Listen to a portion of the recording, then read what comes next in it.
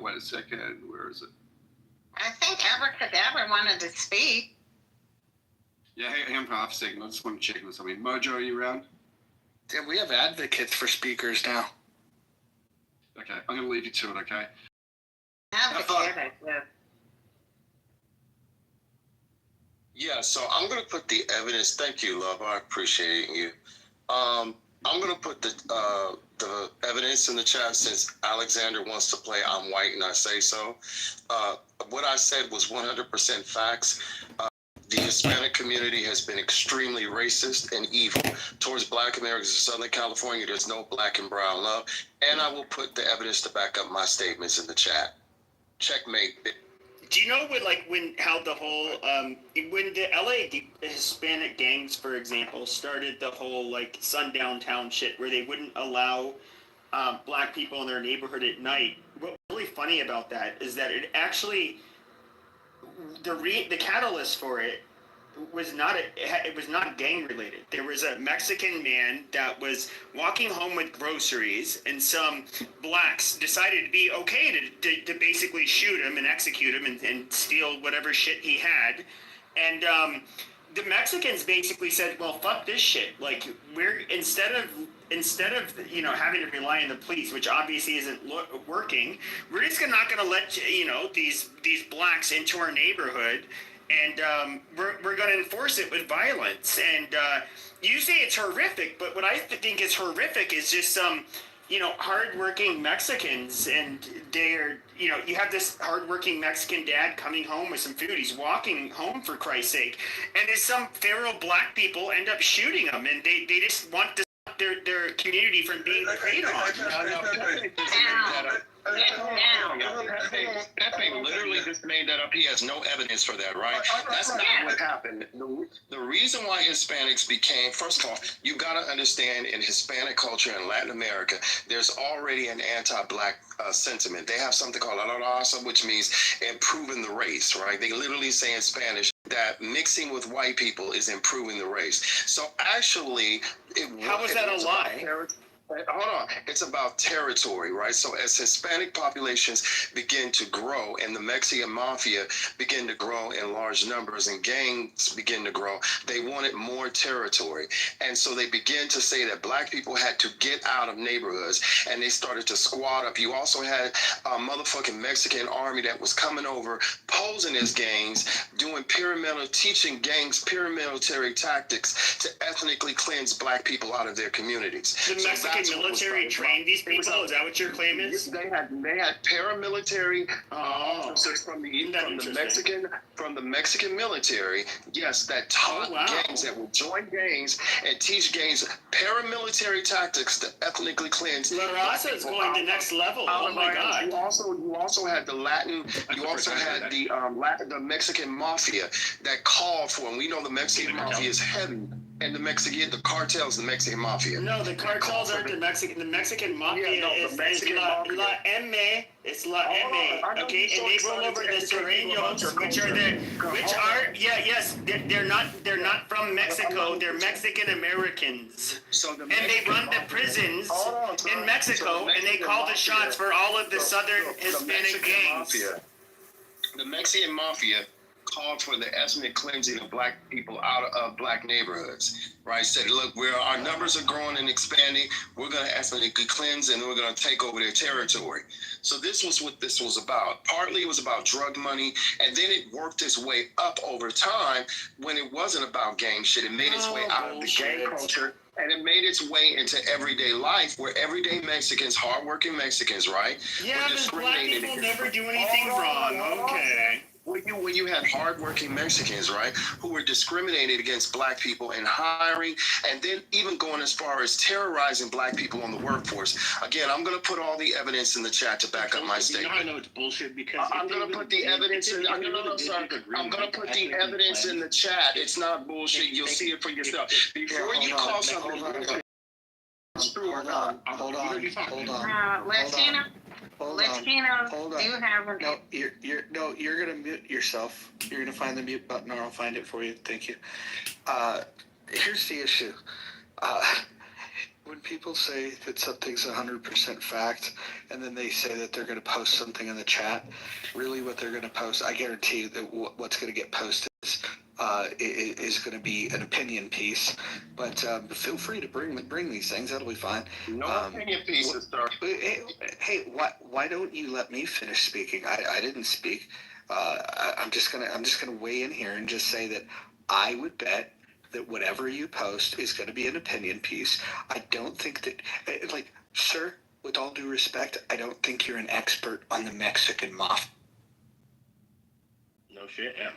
I mean, the Mexican mafia I was mean, I just literally. find it kind of funny. You had nothing to say. That's my You point. had nothing to say when he was asking black people why aren't we out there I wasn't protesting? claiming. But you Black, got hold on. I something to say wasn't about claiming. I Mexicans. wasn't claiming to be an expert in the Mexican mafia.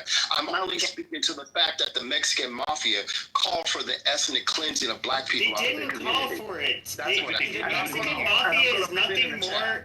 I'm going Okay, to put it in Jesus the Christ, chat. when you go to prison, okay, just like how you have the Serranos, you have the Norteños, you have the, the Fresno Bulldogs, you have all of the different cars that people have to roll in fucking prison, and then you have, in Arizona, it's rather similar, except for we have Paisas and Chicanos, instead of Norteño Serrano. Now, what you're stating is that, okay, Southern Hispanic gangs, which are largely not people of Mexican, they're not Mexican nationals. In other words, these are people that are generally more than one generation American. These people control the Southern Hispanic gangs. The reason why there's even a Norteño versus Serrano is very similar to Arizona, where it's Chicano versus Paisa. The Paisas, the people born in Mexico, they largely were the fruit pickers in Northern California. The Mexican Americans did not get along with the Mexican nationals. It exists to this day, but obviously it's kind of evolved.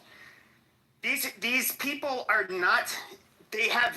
I mean, I'm not going to say they don't have ties to Mexican cartels. I'm sure they do when it comes to dealing drugs and shit. But these are not.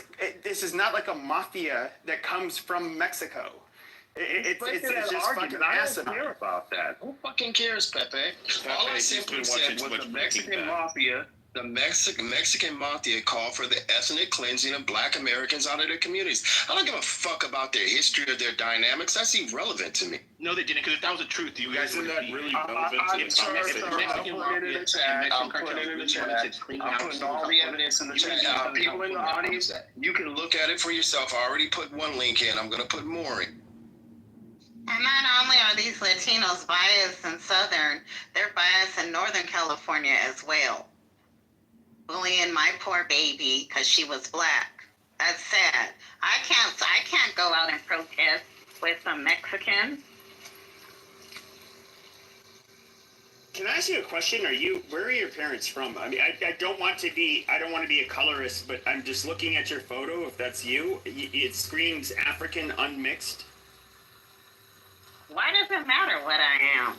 Because I mean, it's very different when somebody whose family flies here. No, they no. somehow First of all, insert you're not themselves going to into the disrespect me struggles. like that. Yes, First I of am all, going to, you need because sit your you're ass inserting down. yourself. You're not I'm not gonna disrespect me go. like that 'cause you No. know who I'm not gonna go to Serbia. And you're just this guy, so I can Okay, so let you're an you know African. That's who why I you're am. doing it. Amazing. No. I'm not going to so go you to don't Serbia use him, and claim the but you plight hit of the everybody else. Bosnians. Okay. It's not going to happen because I'm not one of their people. But you claim to be white and you're not white. I am half PTR. Nigerian, and I'm You look half even Black more American. looking at PTO. I don't look Arabic. You're fucking You're retarded. Arabic, No, man. he looks like an Italian Joey. That's what he looks like. He looks Arabic. He doesn't look Italian. He looks like an Arab. Like Egyptian. Looks like an Italian Joey that I used to go to school Oh, with. amazing. Wait, Arabic's a language, not a. Never fucking. But yeah, so I Don't mean, you ever try to tell me who you think I am. you're not an 'cause you don't know African what I am. American. You're literally somebody of African descent LARPing as a African-American fucking is a FBA. You don't know what I am, fool. I have a question for the room. Anyone can answer. Sorry, I've muted myself. anyone can answer this question though. If you could be born of any gender, race, born in any country, any sexual orientation, I'd love to hear what people would want to be born as. If they had control over it, where would you want to be born, and what would your identity be? White straight male, so I can piss off people. Straight white man, USA. Simple answer. Yep. I'd like to be born as specifically the Duke of Wellington, who managed to wind up Prime Minister of Great Britain during the Napoleonic Wars and was a strategic genius. Worse than that one. First thing to look at is the cut. This one, the texture is really. I don't want to see who want to be. Wait, hold on. Somebody with the name of Ninja Coolies says black American male. So I think that's interesting because I've been led to believe on this app that that is a description of people that have it really bad. And so I'd love for Ninja Poolies to come up here and talk. I mean, whoever, I agree. I wouldn't say it's not one thing. Like, if anybody would say they would change who they are, I don't care. I'm not talking. I don't care what we've been through, how hard we've had it. I love being me. I wouldn't change it for nothing. This one has a glass on glass. That's connection, wonderful. And this one has a little stopper. The glass on glass connection is much harder to do. Also, look at the I think I'd be born this Chinese. one shines so beautifully Citizen. bright. I bet this is a really, Chinese man. nice crystal. But at Straight the end Chinese of the day, there's really only one metric. If we're talking now. Wait, look at all these rainbows in this thing. Yeah, but you don't be a minute, man. You ain't gonna have no pump. Which is how much? No, I'm gonna be a tall Chinese and be like the fucking shine. I love how this black guy is still LARPing as a fucking white Appalachian. This glass bag and sell for $12. It's gonna be a minute, man. After buying it from this thrift store, I noticed how beautiful the crystal is. I like how they go to fucking sex. $420. I love how you say this is the only black people. I have to use a lot of I'd like to change my answer. I would not like to be born the Duke of Wellington. I would like to be Rohan because I'd be Australian and therefore I cool. gather up some glass. I make what's called a collar.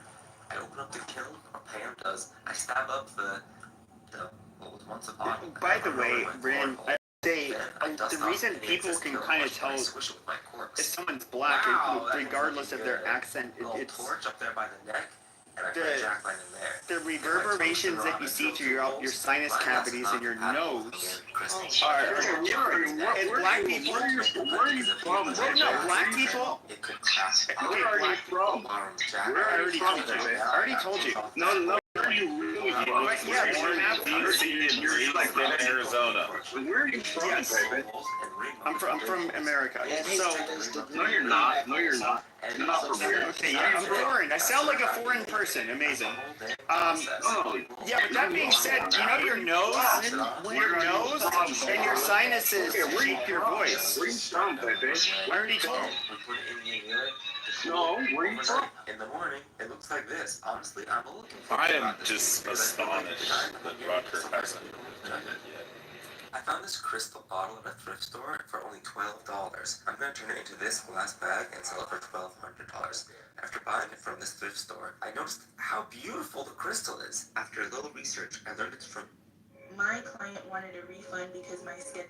I make these glass bags, but they all have the same problem. There's too much stuff going on. Giant spikes, crazy. So yes, I'm putting the evidence in the chat. Sometimes you just need it all to stop. Have something simple. Clear bag. No frills, no bits. As it relates to small design, big design, ICE, people from different places around the country marching. But again, they're marching for all of us. They're marching against fascism. They're marching for due process. And they're marching for their rights.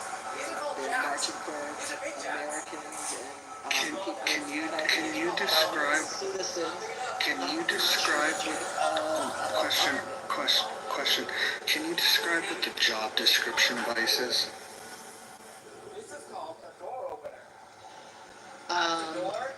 Whatever their job description is, people. I was asking. Hold on. The question. Listen. The question was, can you describe what it? People who are put through the process of citizenship. So ICE is they are supposed to. Well, when they were, it's changed, right? Because ICE was established when after 9/11. Yes. I'm going to do it, so now I don't need to Let's just do a type. deep dive on ISIS and how it came to be, so that we can suss this out. I do know that there is a legal process in this country for deportations, for immigration. I know there's a legal process for all of these things, and I know that right now, There should also be a legal process for hopping out of an unmarked van, wearing civilian clothing, holding AR-51s and masks, and pulling people into a car and driving away. That's, I believe, kidnapping. Anyway, so yeah, Alexander, but I see the exchange that you had. I roll up that marini. I make sure the edges are aligned just right so there's no seam. Hot I dog, integrate it and put whatever. another layer And of clear you glass know, it on sounds top of to that. me like you And know why there's a little some too much people clear, so we gotta get are some of not that stuff. participating. Now we have to put it in a jack line And you're and then squish it with with the my shit, corks. so I Look at feel this like you're pattern, it's coming out so asking these nice. questions. I drill a hole with my tungsten But, rod. Wait, hold on. Did you think that my question, when I asked you what the job description of ICE employees are? Yeah, I do, because they can do their job and still respect the rights of people in this country who have due process rights as well. And there it is. That's how you Their job description is not to I gotta make this bag, take but away transparent with clear Can spikes. you read to me? This is the transparent Can you read to me what their job description is, please? Somebody. Does that include It's to enforce the the private enforcement clear of the glass in or court? blow it up, add a punty to it. This is a sculpture So because it's a here's the thing, right? A little bit of water breaks it And off. this is a problem for all of you, that you're picky and choosy about when you want to push back on authoritarianism from the government. If you guys had the same smoke for government every time we ever step, we wouldn't have half of these problems. But because you're so selective with it, we have all of these problems. Wait, when's the last time that government officials in civilian clothing, brandishing rifles, were throwing people into unmarked vans and deporting them?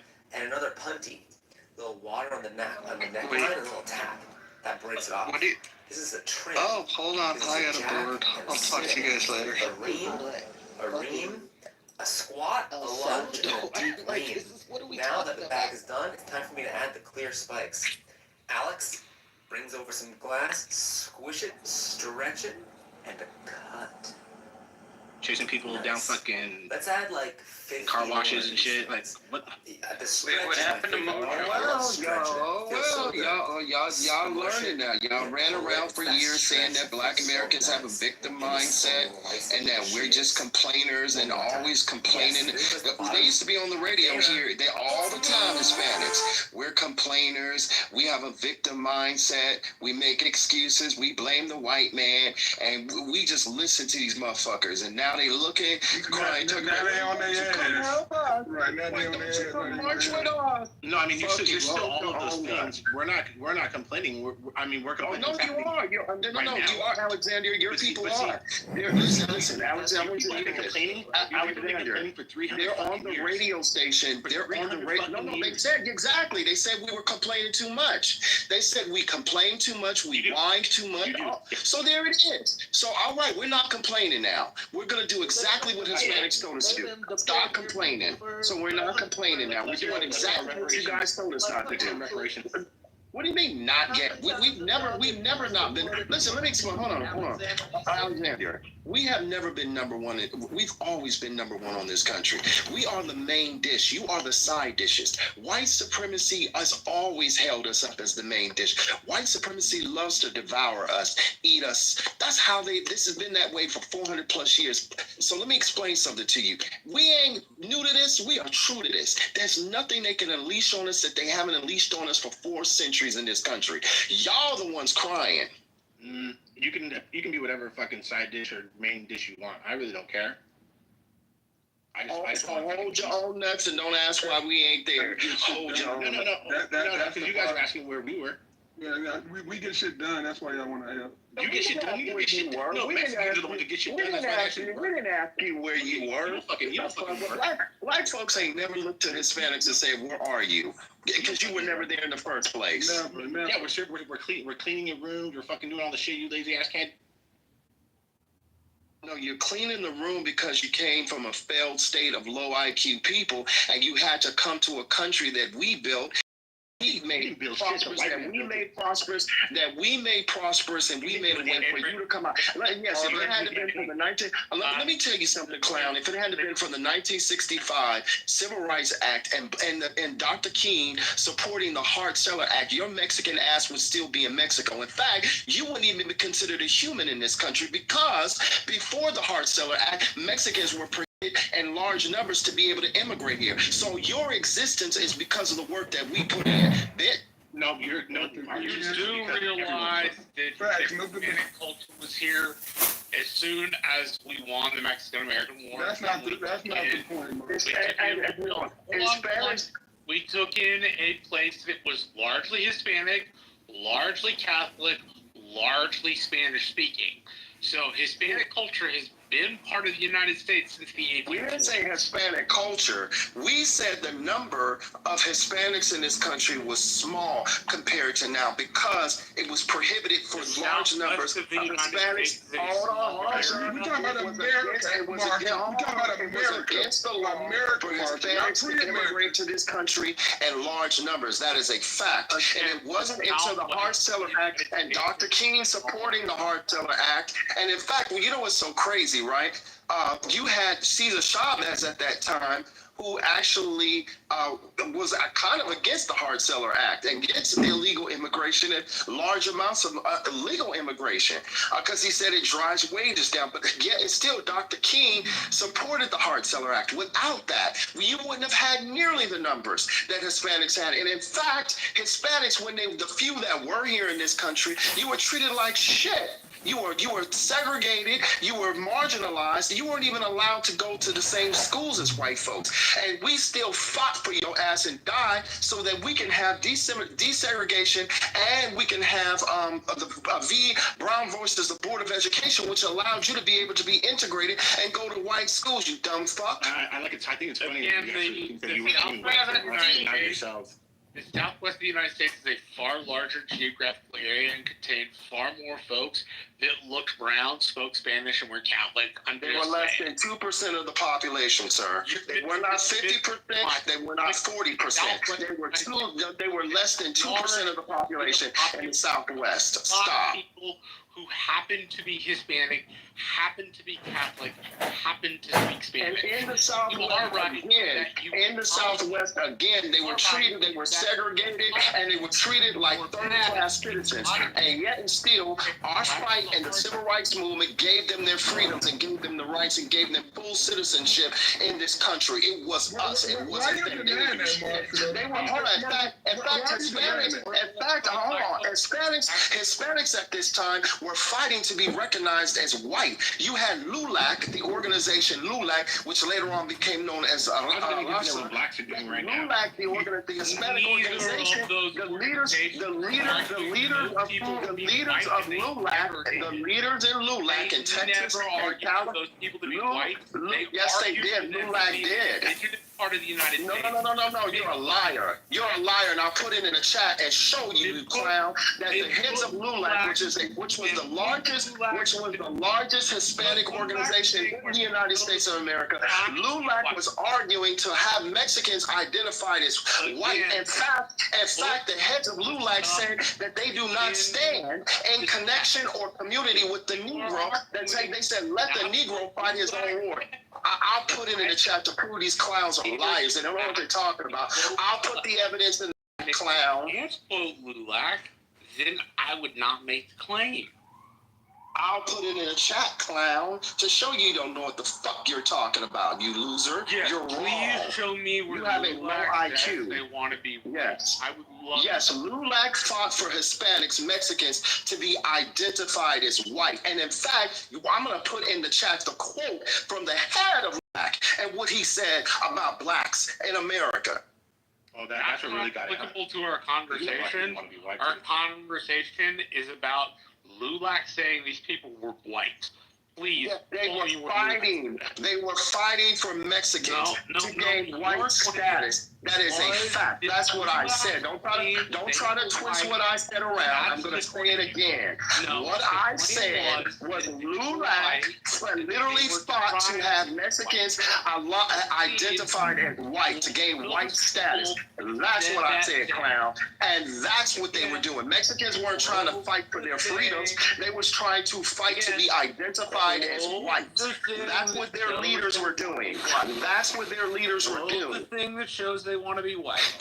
Yes, I'll put it in the chat. They wanted white status. They wanted to be recognized by the government as white. LULAC fought for that. How's that any different than again, if you can quote LULAC, then I will happily apologize to you. Here's the problem. I don't think you can actually quote LULAC. I don't think LULAC actually said they were trying to be white. They were trying to gain white status. If you want to argue, stop trying to. I see what you're trying to do. You're trying to wiggle your way out of it. I said they were trying to gain white status. White status. White status. Stop. See how white people are? There's everybody in the room. I'm trying to respond or no? Telling me they said it. Yes, they said that they were fighting for white status. Bitch. Then, nope, your claim was that they were fighting. No, don't try to tell me what my claim was. I'm very clear what my claim was. I don't care what you heard. I'm telling you what I said. And what I said was that LULAC fought for white status for Mexicans. So I'm right. They did not see themselves in allyship. They did not see themselves in allyship with Black Americans. They were treated like third-class, second-class citizens. Third-class citizens. They were treated like third-class citizens, and at the end of the day, you bitch. At the end of the day, they were arguing that they wanted to be identified by the government as white. That's what LULAC was fighting for. That's what LULAC wanted. Everybody, you can Google it in the room. Anybody listen to my voice, you can see. And then everybody, I want you to look at what LULAC, the head of LULAC, said about Black Americans. What is he quoted saying about Black Americans? He literally said, "We are nothing like the Negro. We do not stand in community with the Negro." I'm just saying he's not there.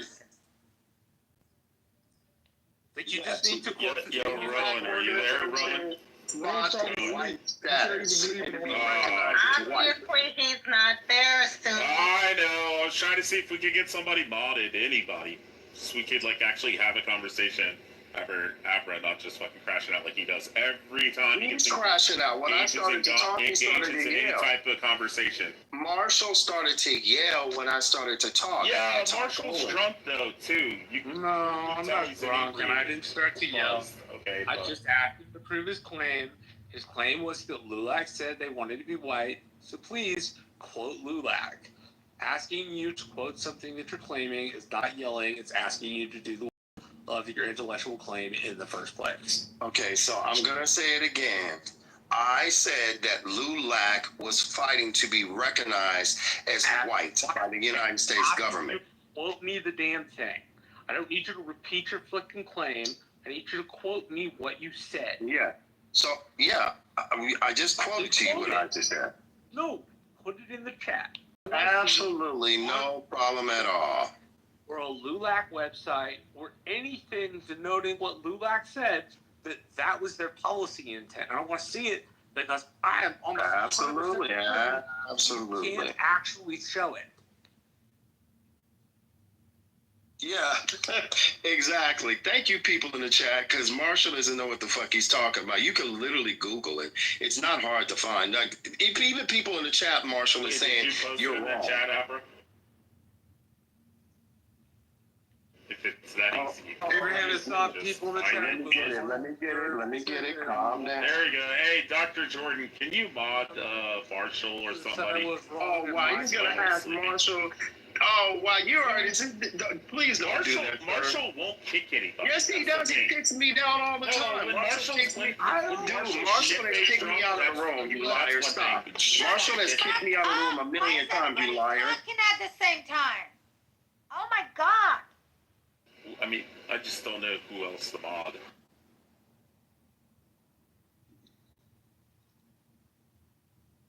And Marshall, please. Are you guys still finding about race? Adams, are you in a gay bar? Of course, it's logical here. Oh, I just got my haircut. Did the Zoan cut your hair?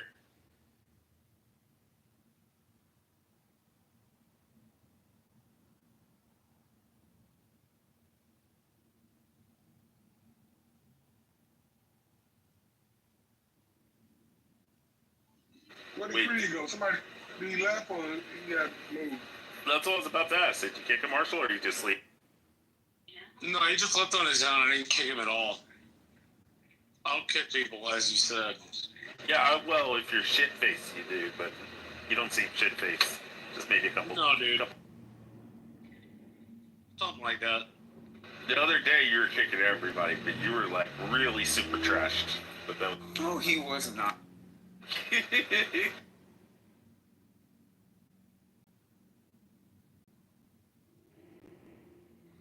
If you guys are interested, I know that astrology is considered somewhat of a pseudoscience, but as someone who has useless degrees in science as multiple ones, I will tell you that it's a very interesting philosophy and practice.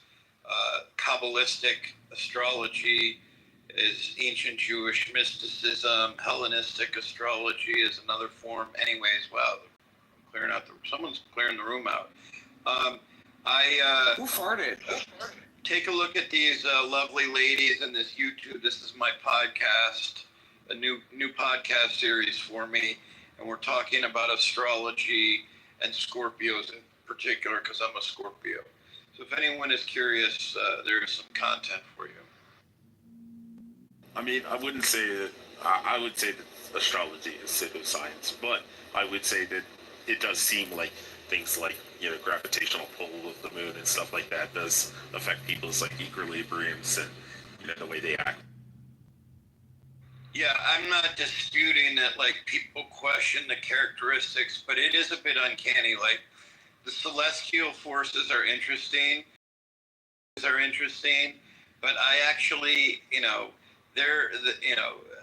it is arguably pseudoscience, but it's kind of amazing when you look at your sign, and of course you're going to have a bias and there's going to be subjectivity, but I'm curious what people's feedback is on astrology. Have you ever watched the mask guy from the United Kingdom? He brings in like 50 people into like this warehouse, and he gives everybody their individual astrological reading and stuff, and he does like a cold. It's supposed to be a reading, but in actuality, it's like a cold reading of just, and it's generalization. It's just generalizing things that people want to hear, and then he tells the people he's asking each like people from the group. He's like, "What is yours?" And they're like, "Oh my God, this is 100% me."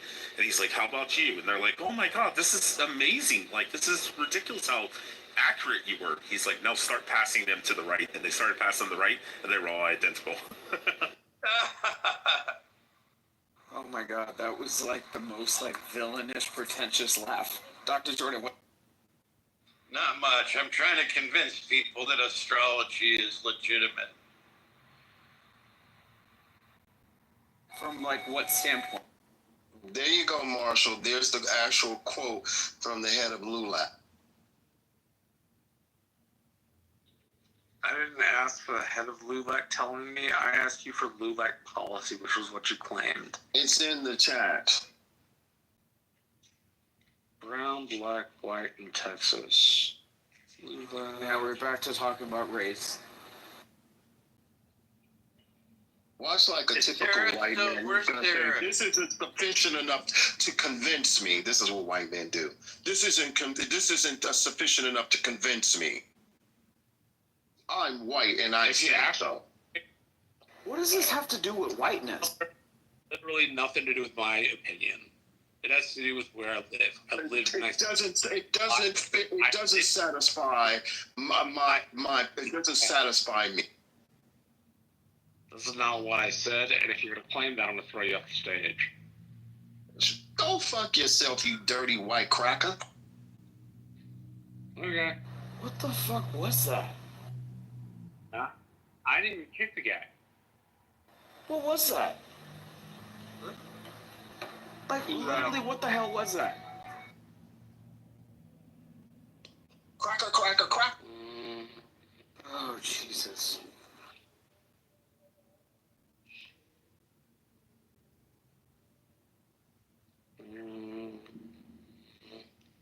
Is he okay? I don't know, Adams. Doesn't sound okay.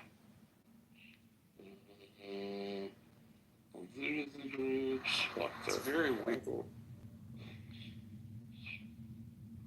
Hey, so Dr. Jordan, guess who I saw at the gas station?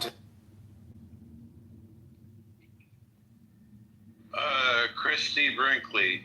No, Faye Resnick. Oh, tell her I said hello.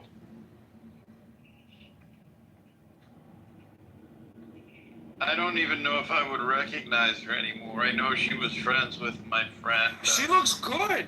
I'm telling you, I hardly recognize her. Like, she looked... Something totally different than what I was being You yelled fat at. white bitch. What are you talking... Oh, my God. Just like it comes in. Is this how y'all grew up in Beverly Hills, Dr. Jordan? Like, I mean, this is not Laguna behavior. Like, what has happened?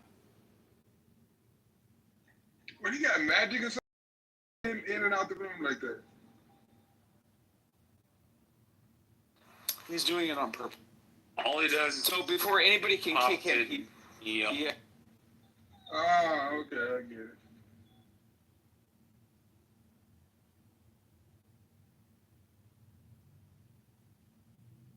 Can somebody bring up Dev?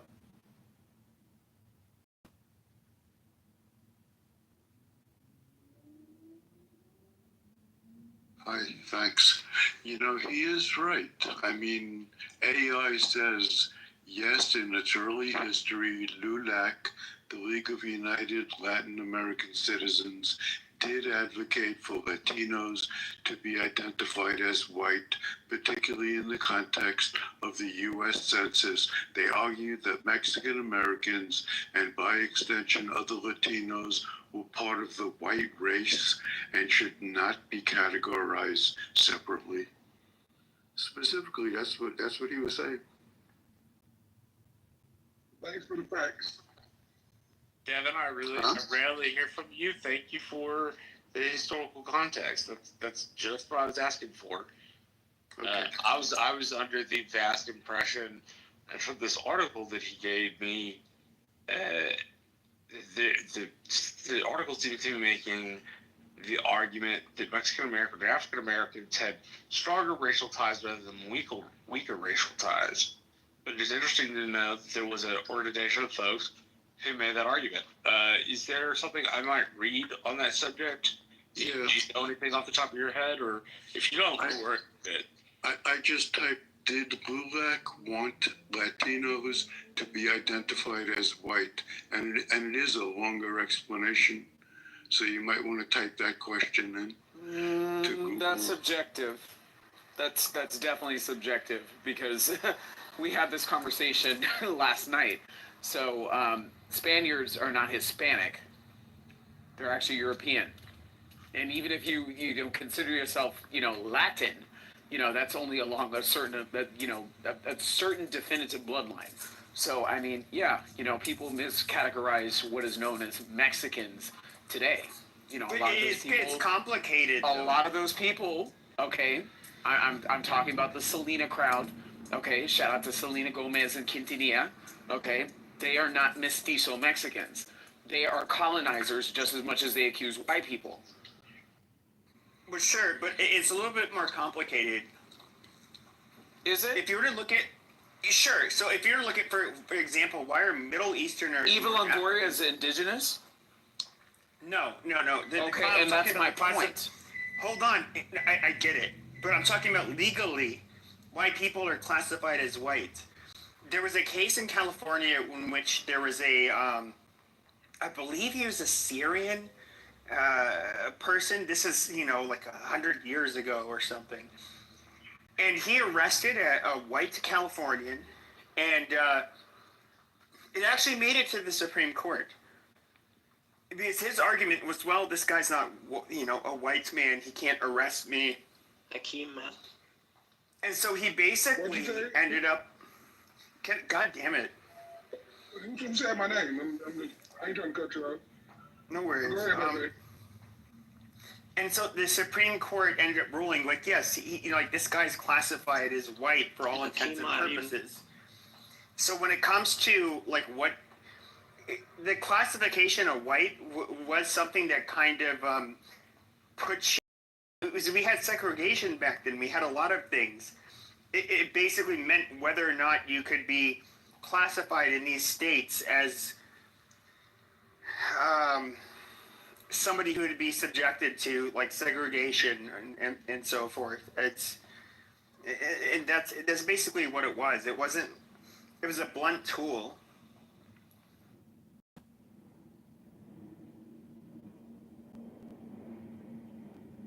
Pepe, are you aware of Lulac making that argument? Devin provided his own turnip of Google, but are you aware of that in your area? No, I'm not. I wasn't. Yeah, me neither. Which is exactly why the reaction I had. I was like, Lulac, it does not, at least modern day Lulac, they don't advocate for anything of the kind. I would say this. I mean, people of Mexican descent were always. We can look at World War I, World War II. Mexicans, even Native Americans would serve on the front line, even though Mexican Americans have always explicitly been considered not white. But they would serve on the front lines with white Americans. Even up until World War II, black men were not allowed to serve on the front lines with white men. Mainly because the fear was that the white men were going to end up killing them on the battlefield. And if you look at the exit surveys after World War II, the most common complaints were how dare you allow this N-word to wear my beloved uniform? What a disgrace, that kind of shit. And so, I wouldn't say that. The reality is, and Marshall, this, as we grew up in, border states around a lot of Mexicans, Mexicans don't consider themselves quote unquote white, generally. And we don't generally look at them as white. To me, it was more of a legal classification as opposed to an identity. I don't know if you agree with that.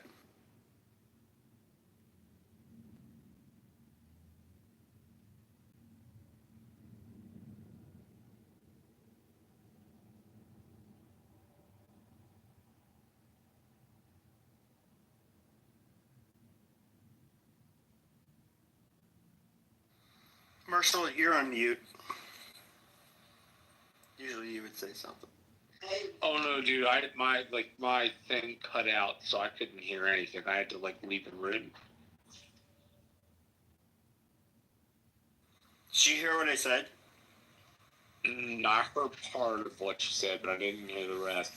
If you said something offensive that I would have objected to, I'm glad I wasn't in the room. I was just saying that, the classification of who is white was more of a...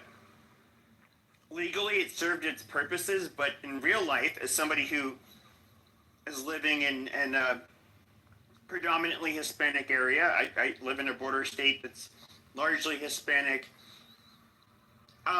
In real life, Mexicans don't consider themselves quote-unquote white. I think you agree with that. Oh yeah, no, not at all. I don't know any Mexican that considers themselves to be white. Yeah, that's my point. Purposes, it worked in times where we're a much more racist country, where certain people were given more rights than others, I guess you can say, or legal protections. But I hear a lot of people saying that there's an aspiration to whiteness amongst Mexicans, where there's a grain of truth to that, but if I'm being honest, Mexicans are some of the most proud people, where they don't really... I don't really see them bitch and complain about that much. They're very, very proud people. And in a way, there's a sense of defiance. If they're to be challenged by white or black people, they definitely... I don't... These are not people... It's not a group of people who I see kissing ass, I guess, for lack of a better term, to any group. And for the most part, I would also say they're very warm and welcoming and festive people. But I don't know. I guess, there's a lot of black people who hate them here. That's fine. That I appreciate.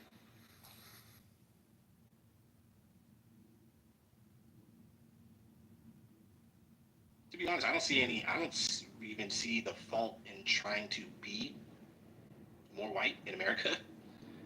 That sounds like the smart thing to do. Look at the Asians. I think they've done an excellent job at that. Excellent job. So. The rabbit has the gun. What's up, Anthony? Good to see you, Marshall. I hope all is well. The rabbit has the gun. I ain't no rabbit. I ain't got no gun. I'm just participating.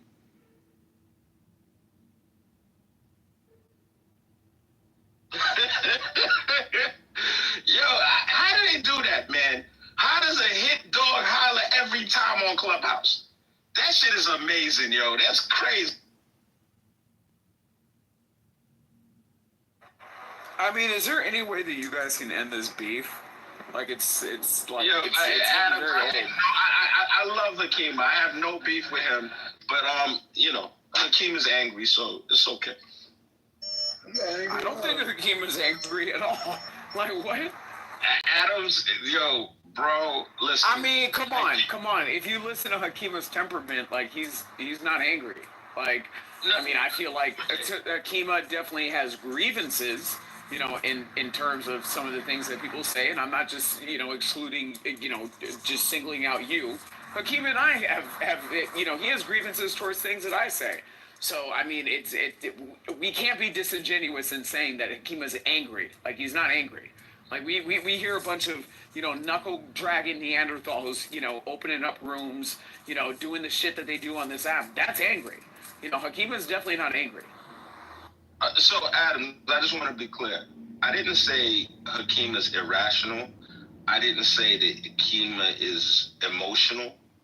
I didn't say... What I'm saying is that the way Hakima presents his anger is by, casting insults at people that aren't insulting him. So Anthony, can I ask you a question? Could we maybe interchange the word anger with something that's more congruent to the facts of how Hakima's disposition is. Frustrated. How he displays his frustration. I don't necessarily see it as anger. You see what I'm saying? I see it as because I don't think Hakima necessarily. Y'all talking about me, and since y'all talking about me, can I jump in real quick? Hakima, would you consider yourself angry? No. I mean, I can get angry, but if I'm nothing else, I'm consistent. When I was modding this room, I would shut down race conversation because I just felt it was inappropriate. So therefore, like you cannot be surprised that when I hear racial conversation, I don't like it. Like why is that surprising to you? Like I'm consistent with a mod badge or without a mod badge. I would rather not talk about race and black people in particular. I would rather not hear black people shit on black people in front of white people. Like there's nothing wrong with that. There's nothing inconsistent about that. There's nothing angry about that. It should be like common sense that this is how I feel. I ain't saying you got to shut up, but you can't be surprised or call me I'm angry or you didn't say irrational, but it should be very understandable. Like I don't want to talk about race. If I got any control, I won't. Like that's why I leave the room. I'm like, why you leave? Because I don't want to talk about it. What is wrong with that? Hakima, you got to the heart of the matter real quick, bro. What's wrong with it, right, is that you come into these rooms that are clearly about race. You say your little blurb and you just disappear. You bounce. That is not. It's like. Honestly, can I give you an alternative perspective? Adam, just one second. Okay, but Anthony, can I give you an alternative perspective? I don't have a dog in this fight. And again, Hakima has the same. Adam, I'm happy to hear your perspective after I land, brother. Please, I'm happy to hear your perspective. I respect you, greatly. I just want to land. That's all. No big deal. So, and honestly, I think that Hakima and I can work through whatever issue it is that we have. All I'm saying, right, is I'm not calling anybody out their name. I don't call Hakima, I don't say bad things about Hakima on the stage. I don't co-sign other people in the chat. I don't do any of that stuff. Do I talk shit to people? Of course I do. I never started, but I ended. And Hakima he'll call me out my name. Hakima will type really crazy off the wall stuff in the chat. That to me is not like what I expect from Hakima, but I understand where the energy's coming from and I'm cool with it. I don't care who criticizes whom in what forum they criticize them. This idea, on a social media audio app, a speaking app, that, we can't express our ideas because the person that opened the room is white is garbage to me. That's nonsense. And if I had a problem with it, I would leave quietly once I realized this is the kind of room it is, and I have a philosophical difference with the way it's being conducted. I wouldn't participate in the chat. I wouldn't participate in the stage and then run out the room as soon as I say something. So basically saying I got to do what you would do. So I can't act how. No. Let me finish up. So basically, because the way I choose to handle it is not appropriate. That is weird. But what I don't get, you literally told me one day that if a white man came in my face and said nigga, call me a nigga, I shouldn't have a problem with it. Yet, if I call you coon, you got a problem with it. That is so odd to me. It's just a word. You told me it's just a word. Okay, so Hakima, I am telling you from my perspective what I see. I am not telling you how to comport yourself. I'm not telling you what words to use, what words not to use. I am just talking to you about my observations. I never tell anybody what to do. We are all autonomous beings. I never say, this is what Hakeem is supposed to do. You did, you literally just said that. I did. Replays ain't on. That's not what I said, bro. And you see, this is where communication fails. We have the sender, we have the receiver, and there's clearly a breakdown somewhere. I didn't tell you how to be. You know, Can we make this about me, please? Let's have another conversation. So I am not that interested. Please talk can about I it. give an outsider perspective? I feel like No, you guys are talking. That's our conversation. I mean, I just leave the room. Y'all can finish. No, don't leave, Hakima. I don't want to. I don't want to talk about me or race. Like, I'm not gonna force. He's y'all. uncomfortable. If he doesn't want. If he doesn't want to talk about it, just let him go. This is odd, man. Like, I don't want to talk about me. Why I want to talk about me for? Like, the way I handle myself in the room. Why is that a topic? It's crazy. You know, I honestly feel like we can talk about anything. If you want to talk about me and the way I handle things in the room, so be it. If I don't like the conversation, I'll leave. That's the way I look at it on Clubhouse. Like, there's no safe spaces in Clubhouse. What you say can and will be used against you on Clubhouse. This is the nature of the beast. Do I have a right to ask? Of course you have a right to ask. Okay, cool. Of course you do. Do it or don't. Okay, cool. That's what, so Adams, if you want to talk. You're like, we're grown-ass people here. Talk about whatever you want to talk about. Wait, Kima, can I ask you a quick question? So, like, I can get, if somebody, I understand, like, for example, if I was going to say, what are you looking at, you fucking N-word, whatever, or, like, what are you looking at, pussy, or just, your mom's a stupid whore, like, whatever. We realize there are things that can be said that, where you're kind, in a way, challenging somebody to react, and where it could get physical. I guess my question would be this: like, if I look at things differently in terms when it comes to black people. Like, if I when I was in college, I'd work in a hospital registering people. If I was to stand outside the entrance and call like the black doctors checking in like N-words, they'd probably just be like, oh wow, that better call security. That guy's not well, and that would be that. They're not gonna like risk their livelihood over. Of course not. Of course they would. If I have the doctor. Yeah, but if I understand also, if I go to like an area where it's more economically downtrodden and people have a lot less to lose, yeah, they'll react. I drive for Uber at times. If a passenger called me N-word, I wouldn't attack him. Like when you're a professional, I would handle it professionally. I would ask him about my car, but I would not attack him. If I'm just walking down the street as this me, and you walk up to me and say, I'm gonna fuck you up, or at least try to fuck you up. I can't guarantee, but I'm gonna at least try. I guess my question would be this though, like, let's say you can. I think when it comes to like, when I say things like the N-word, it is superficial in a way. I'm using a derogatory slur to make you react because of your skin color.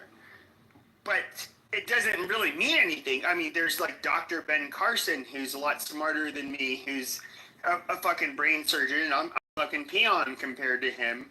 Me calling him an N-word, it means nothing. I mean, he's still more complicated.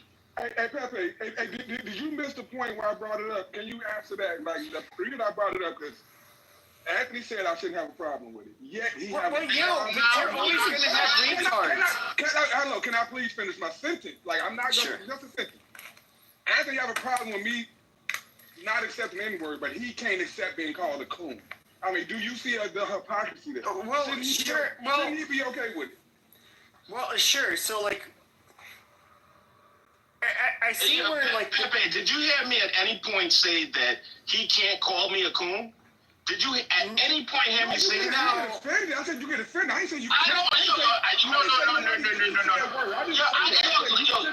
Hakima, I think it's beneath you. I don't care. Why are you doing this? Why are you doing it? I don't know what you... Okay, Hakima, I want to be clear, right? I don't care if you call me a coon. I've been called a coon... What do you mean stop complaining about? Yo, Hakima, what I'm saying, I don't call you any names. What I'm saying, you do whatever you choose to. You don't have any to call me. Yo, Hakima, one day I sat on the stage and Kelly dressed you down. Kelly. You think I care about what a hillbilly man's talk said? Okay. She's a fucking Yo, hillbilly dude. You think I care about what the fuck she said? What he said about me? Fuck dude. I don't care about dude. You giving his fucking like his ballad or something. I want you guys to see the inconsistency of some stranger walking up to Hakima and calling him the N-word. And you think I care about what's some hillbilly? You see, this is the hypocrisy. This is the fakeness. She wouldn't say it in my face. This is the fakeness. She wouldn't say it in my face. What would you do to her if she said it in your face? What would you do to her if you said? She wouldn't do it. She would not do it. What would you do? Okay, what would you do to her if she said it in your face? Absolutely nothing, Hakima. Hakima, nothing. You wouldn't do anything to her. Hakima, you would do nothing to her. You would do less than zero to her. But Hakima, here's part of the problem. I know you're Muslim, for example. If I was to, I'm going to use doctors for an example. People with something to lose that are educated and intelligent. I could hurl insults to doctors a lot more than I could to the general public, in my estimation. And they're going to be the least likely to react. Check this shit out. People are being deported for being anti-Semitic.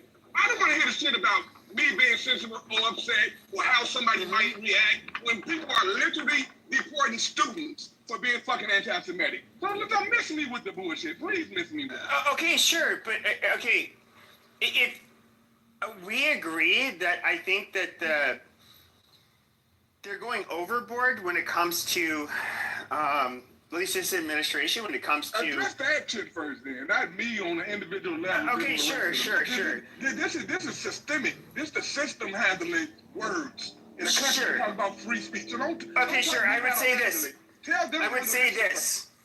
I would say this. You get people that have come on student visas to go to school here, and these are people that can say the most anti-American, anti-white, anti-whatever the fucking Western shit you can think of, and it's been tolerated for a long time. Now, do I think it's anti-black shit? They don't get deported for that. Sure. They don't get deported for that. Sure. And what I would say, do I think it's hypocritical that all of a sudden it's just like once it's anti-Israel, that Trump is cracking down and deporting these people? Yeah, absolutely. And it's offensive in a lot of ways. It's just like, oh, well, I mean, once they start criticizing this particular minority or this particular country, now you're going to draw a line. But they can be as anti-American and racist towards other groups of Americans as they want. Yeah, I mean, I think it's offensive. So Pepe, would you agree that within the Muslim religion, there's a propensity for violence for ideas that they find offensive, more so than any other believing religions? Would you agree with that? Oh yeah, absolutely. But that's how you know. That's how you have nothing. You don't have no idea about my religion. Me as a Muslim, you have no idea. I do not have the same ideology as the mainstream Muslims, nowhere near. So please don't lump me in that box. Hakima. I didn't even know whether or not you're a Muslim. Can I finish? The sect of Islam that I'm in is zero violence. You can't find no fucking violence of motherfucking of Muslims around here terrorizing nobody, violating anybody, bombing anybody, or doing any of that. It does not happen. Period. I don't believe all Muslims are. Except for what it's, Well, hold on a second. Like some of my closest friends when I was 9 years old and first moved to Arizona, my first two friends were Farhan and Sono from Pakistan. Literally, my first two friends. My first roommate in college, he was a Muslim from Iran. Different people. Sure, and I can name other Muslim friends. You friends can't name none like me though. You can't name none for the Moorish Science Temple. If any of that. You can't find For it. sure, I'm not putting you guys all in the same basket.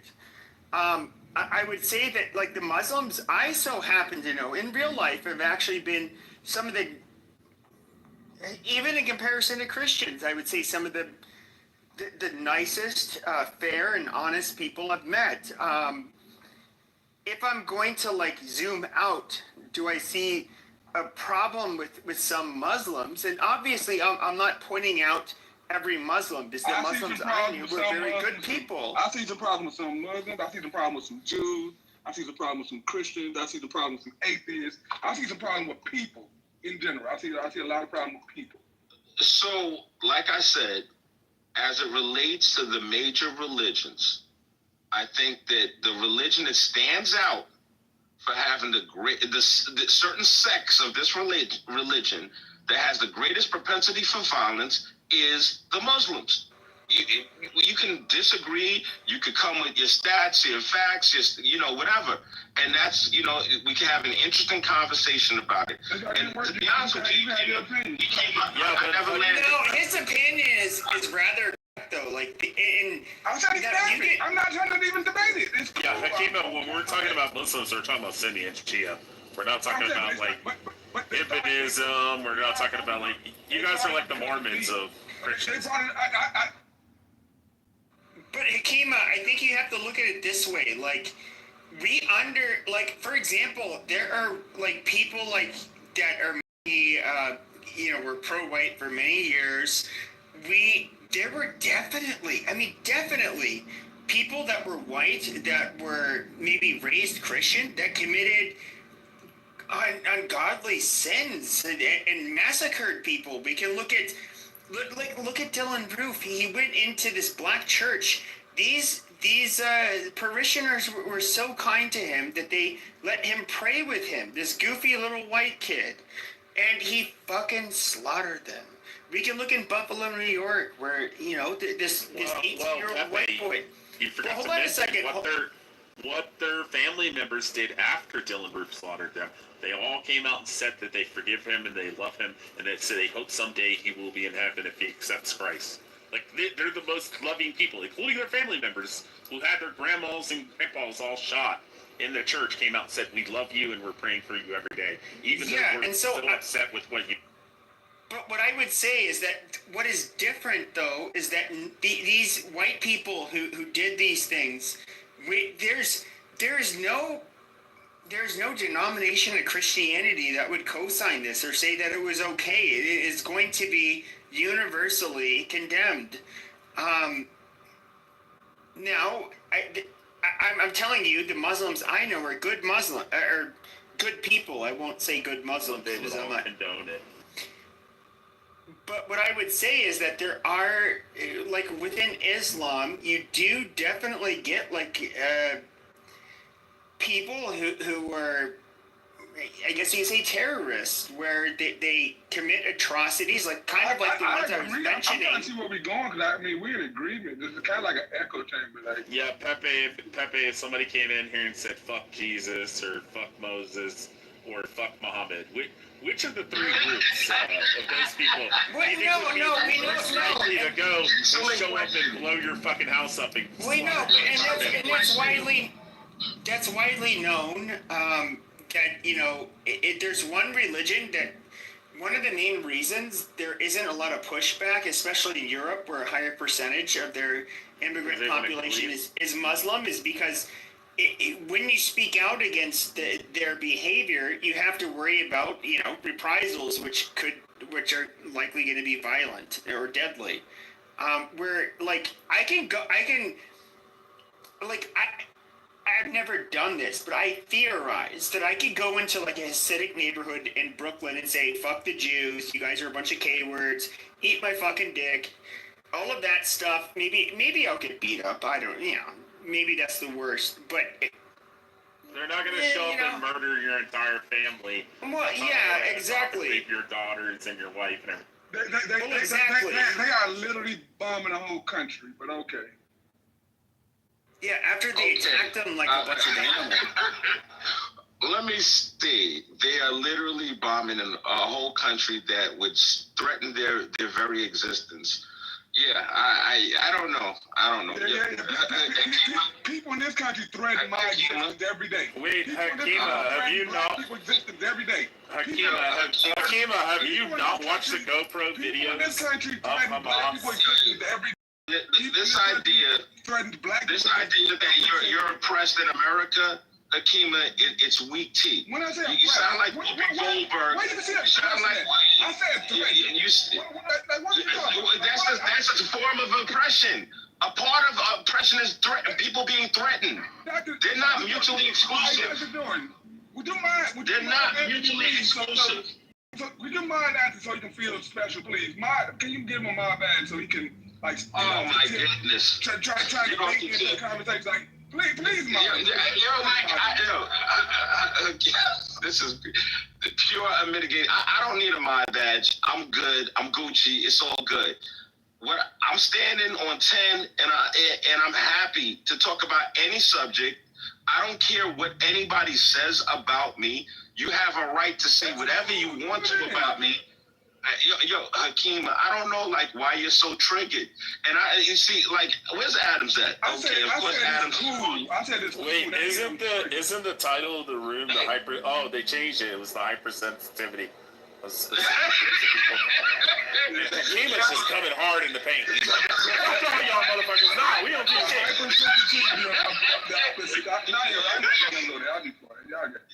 Yeah, you can't make this stuff up, man. I would definitely say it's Muslims number 1, it's liberals number 2, and black people number 3. Just saying. No. In general, I'm saying, not saying all black people, not saying all liberals, not saying all Muslims. And black people number 1, brother. Black people. It's Jewish people that's getting people deported out the fucking country, but you want to say black people is the number 1. Who kicked them? Get the fuck out of here. I'm moving to the audience. I didn't need to speak. They won't let me speak. They can come back up. Okay, Hakima, if you were speaking, I would have gladly stopped. And then, like this idea that you moved me to the audience because I wouldn't let you speak. Everybody on stage saw, man. Yo, like I said, the rabbit has the gun, man. Yeah. Now we deal with the rabbit. No. You kicked me out of this space one time, Anthony. Sit down. And he just kicked me out last week. Black girl. You're black girl. I don't even know what you... I don't even know what you add. I don't even know what you add to the conversation. I don't even know what you add to the conversation. I don't know what you add to the conversation either. I wasn't here earlier. Your ass just came in here. Actually, if you noticed in the pecking order, I was above you. I was above you. I was here before you. You're disrespectful ass. Oh, I shouldn't talk to a black sister like that. You disrespectful ass. You told you guys that black people are the most sensitive. They are by far the most sensitive. They are the most sensitive. Anyway, back to the issue at hand. Yeah. Miss Irrelevant. You know what I'm saying? Yeah, whatever. You're irrelevant. You don't even matter. You're a non-motherfucking factor. I understand. It's all good. I'm a non-factor. I get it. Yeah. Back to the issue at hand, y'all. As far as the most hypersensitive, without a doubt, it's ADOS. They hands down by far. The Trauma Olympics. It's like all gold in the Trauma Olympics. This shit is sad. Okay, cool. We get your point of view. Without me saying anything, the stage is kind of dead stock. So you got my point of view.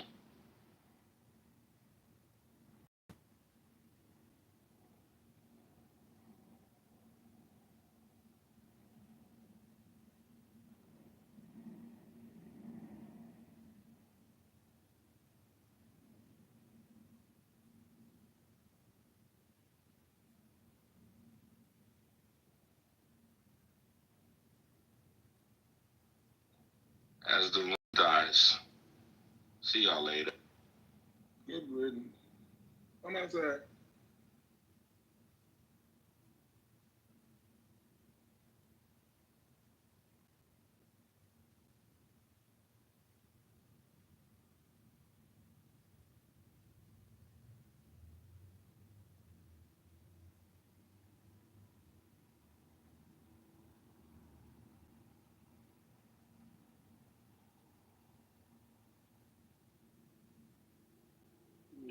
in the chat said, can Hakima show proof that he's threatened every day?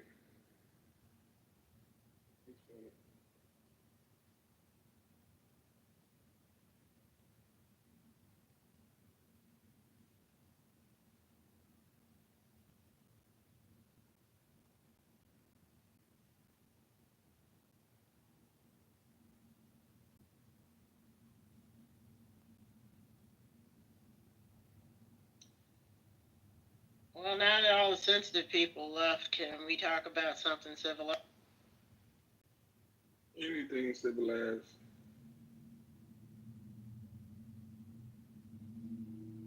What you want to talk about?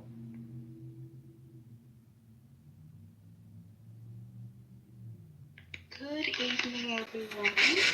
Hey, I got a simple question. Didn't Hakima just make my point for me? He's black and he's Muslim, and he moved myself and somebody else to the audience. Yeah, I ain't blow you up there. Most hypersensitive. Can I ask a question? Please do. Yeah, I hope this doesn't take us too off topic, but in case the room is dead, I do have a topic. Has anyone noticed that the prices of housing is on the decline? At the same time, while venture capital firms have the largest stake of single-family homes in BlackRock, Vanguard, State Street's going to own 49% of all single-family homes by 20.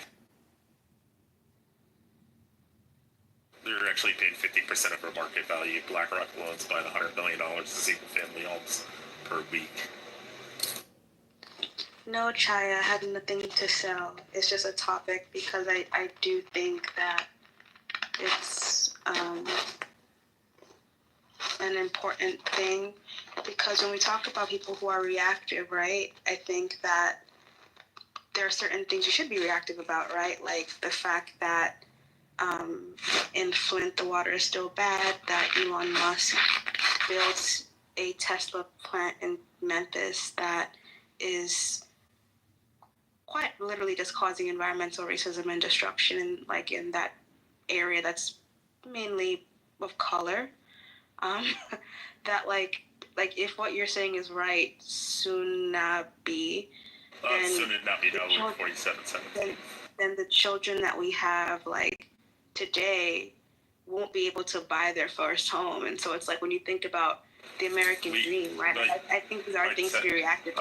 Can you let her fit? Can you let her fit? Oh, Liz. Let her No, go ahead. No, I'm actually going to build on what she's saying. I agree with her. I mean, but the ideal that, Tesla building a facility there is going to drive the market price of their homes, double them in the next 5 years. Finish. So they're $300,000 house, now $600,000. Well, I don't think that Tesla's going to improve property value if the air in that area is putrid, right? If they're dumping toxic waste into the nearby supply.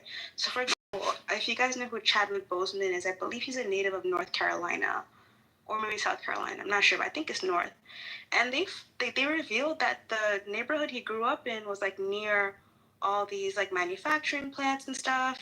And so when you think about how oftentimes like I don't know why I'm getting laughter, but like the guy died of cancer, right? So we can't, if you don't like to give free handouts here, I don't know what that means, but I mean, you guys can think this is a joke or whatever, but like, just stay focused. You making valid points, and people are trying to derail you. So just okay, yeah. So yeah, I guess I just to make my thing brief. Yeah, is that like, if we're talking about being reactionary, it's like, are we really being reactionary if we see valid issues and we are worried about it? So yeah. Can you be genetically a higher likelihood of having these type of cancers that he had? Can you genetically have a higher risk towards cancer? Specific types of cancers. Still. Priscilla, he has cancer of the IQ. Don't. Stoker, you're funny. Dude, it's been known for a long time that you have high IQ because you're the. No, the cells have metastasized and they're growing at an exponential rate, but they don't function. They're just taking up space. Cancer's long been known to be highly environmental. People get environmental related cancer all the time. Dudes on nuclear submarines tend to have thyroid cancer, and people who live in areas where there's radon get cancer. And yeah, of course. like exposure is a big part of cancer, Rich. Don't. Yeah, like have you heard of the I think the radium girls, the girls that were like painting radium onto like watches and things to make them glow bright green, or the people that were handling uranium, or even I think Marie Curie, like everyone who were the founders of radioactivity and handled them, they pretty much all died of cancer. Yeah. Like all of them. Yeah, Rich is retarded. People get cancer from environmental factors all the time.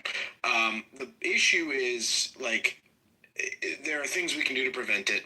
There are some things we can't do to prevent it, and I think you got to be careful about throwing the baby out with the bathwater. Yes, building a giant factory in your town can create a condition in which you're increasing the rates of environmental cancer and other problems, pollution, et cetera, et cetera. But the only thing worse than that is being destitute and having no jobs. So, again, I think you got to be careful about these sorts of things. Yes, you should hold these people accountable, but also, like, there is no net zero on morality. The reality is sometimes we're just choosing the best case scenario. And I think it's just like, I don't know. I'd rather have money and health insurance to fight my cancer than be poor. So I do agree with you. What I would say is that there is a middle ground, right? Like, from my understanding, the factory was built without any kind of like regulations, and they broke several like environmental safety laws.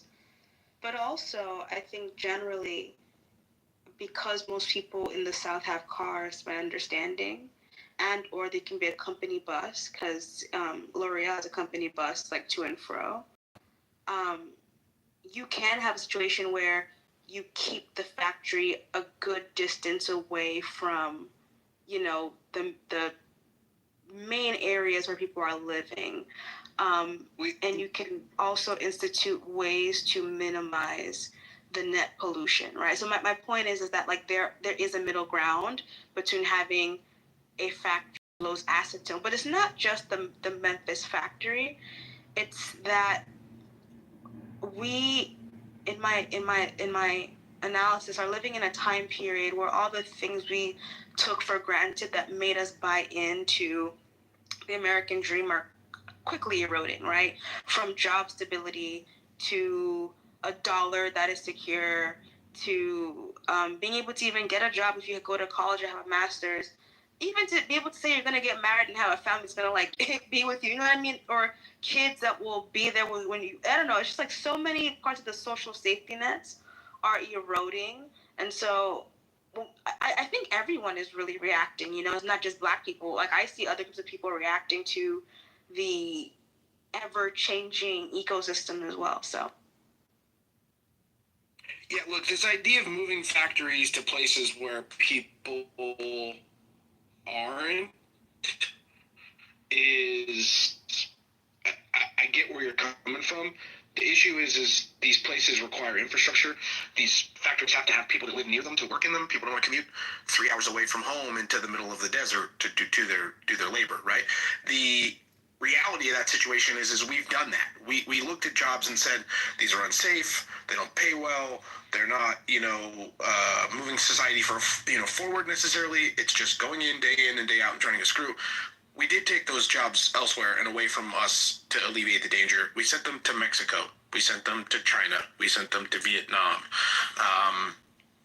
And car manufacturing is one of the industries that seems to be coming back in a big way. Not only Tesla, Hyundai's building factories all over the place. That is the balance. The balance is we can't be broke. We can't all work from home. We have to eat. We need to bring manufacturing back to this country in some means. An interesting thing about what she's talking about is that all those problems that she just laid out were all being exacerbated by Democrats, and they're all being fixed now by Republicans. So I'm not sure exactly what her gripe is with Elon Musk, but I've actually never heard of him failing environmental anything or anybody complaining about any of his factories until you just brought this up right now. Ain't he been sued by a few agencies and that he got? I don't know the details of it. I heard people talking about he was just sued by a couple of agencies. What Joel is saying is completely false. It's not even like a quick Google search and can debunk it. Hang on. Can you find me a single person with a net worth north of $1 billion that isn't regularly being litigated? I'm saying, but he made a point Confuses about. being He made a sued point with about being that. convicted of a crime. I'm saying, but he made a point that he made a point that he's like he have no environmental issues at all, but that's just not true. I mean, of course, a lot of people get sued, but you made a point that it don't exist that he have environmental issues. No, I just said I never heard of anything. Because you didn't look. I mean, because you didn't look for it though. No, I'm pretty sure I would have heard about it if there was anything big. I mean, the left-wing media that's controlled by, the media that's controlled by the people who hate Elon Musk would definitely be talking about this, because they've been trying to smear him for the past 2 years. I definitely would have heard about this stuff. But it's just interesting that she brings Elon Musk up and saying that his factories are hurting property values. You would think that Memphis being the 5th most dangerous place in the entire country, maybe that might be hurting property values in Memphis? No? You think maybe people don't want to live near Memphis is a cesspool. It's a disgusting city full of crime? No, it must be Elon Musk that's hurting property values. Fortunately, thank God I said nothing about property value, so. Wait, you did. You talked about. Hold on, Hakima. She talked about. Why is anybody gonna want to buy a house in Memphis? She said nobody will be able to buy a house. So I got to move y'all to the order. Y'all can't disrespect. Hold on, hey, please, hold on 1 second. Hold on. I'm reading right now. The NAACP is suing Eli, planning to sue with the Southern Environmental Law Center, planning to sue Elon Musk and XAI over environmental issues. That's one.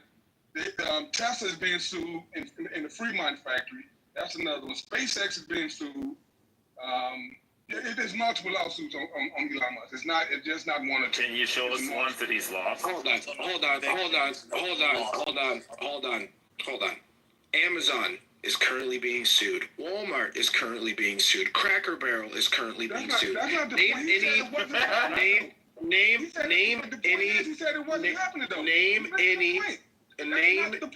These are frivolous lawsuits. Name any corporation that makes point. north of $100 million in revenue every single year, and they will be in the middle of some sort of lawsuit of all manners of things, EPA violations, and safety violations, liability. The crazy thing is that you're missing the point, Hakima. That's the actual funny part. Is that you have to contextualize these things in the circumstances in which they exist in. You're making these arguments in vacuums. You're creating this condition. Making the argument? Elon Musk. He made the argument. I'm just saying what he said wasn't true. I didn't make an argument. No, Hakima, I didn't made the argument. Look, you're the mod, and I don't want to jump right no here. mod. I didn't interrupt you. Well, you got the green bean, and you're screaming over. You're not a moderator. You move us down, and then you threaten to move us down. If you see that, then shut the fuck up. Then if you see that, don't tell me I'm the mod. Then talk over. You are mod. I'm trying to tell you. You're repeatedly speaking over me. That's the point that I'm trying to make here. I'm in the middle of.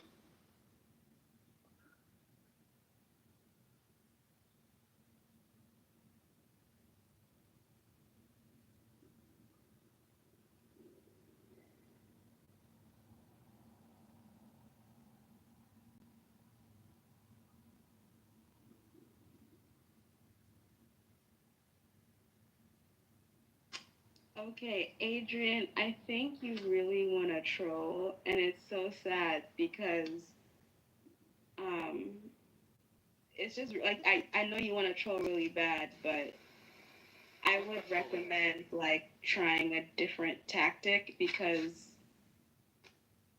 hold on. Wait, what am I trolling about? Hold on. My Nigerian sensitive syndrome. All right, that's been handled. Sorry, I had to. Yeah, my first statement about. I'm going to bring Stilgar back on stage if that's okay. Oh, I think Hikma left. Oops, I'm going to bring folks back. I literally made two separate points, right? I talked about the social contracts eroding. You deciding to conflate different things to make an argument I never made is not my fault. You guys fixated on the Tesla plan. That was one example of a broader topic, okay? So I'm gonna assume that you're trolling, because I don't think anyone can just be. Okay, so let me respond to that. Don't assume anything, right? I'm pretty sure you heard that saying before.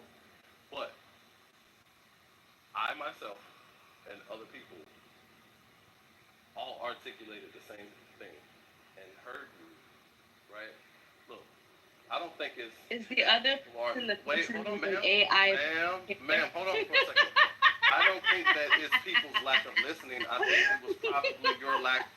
This is crazy that you're just laughing through this.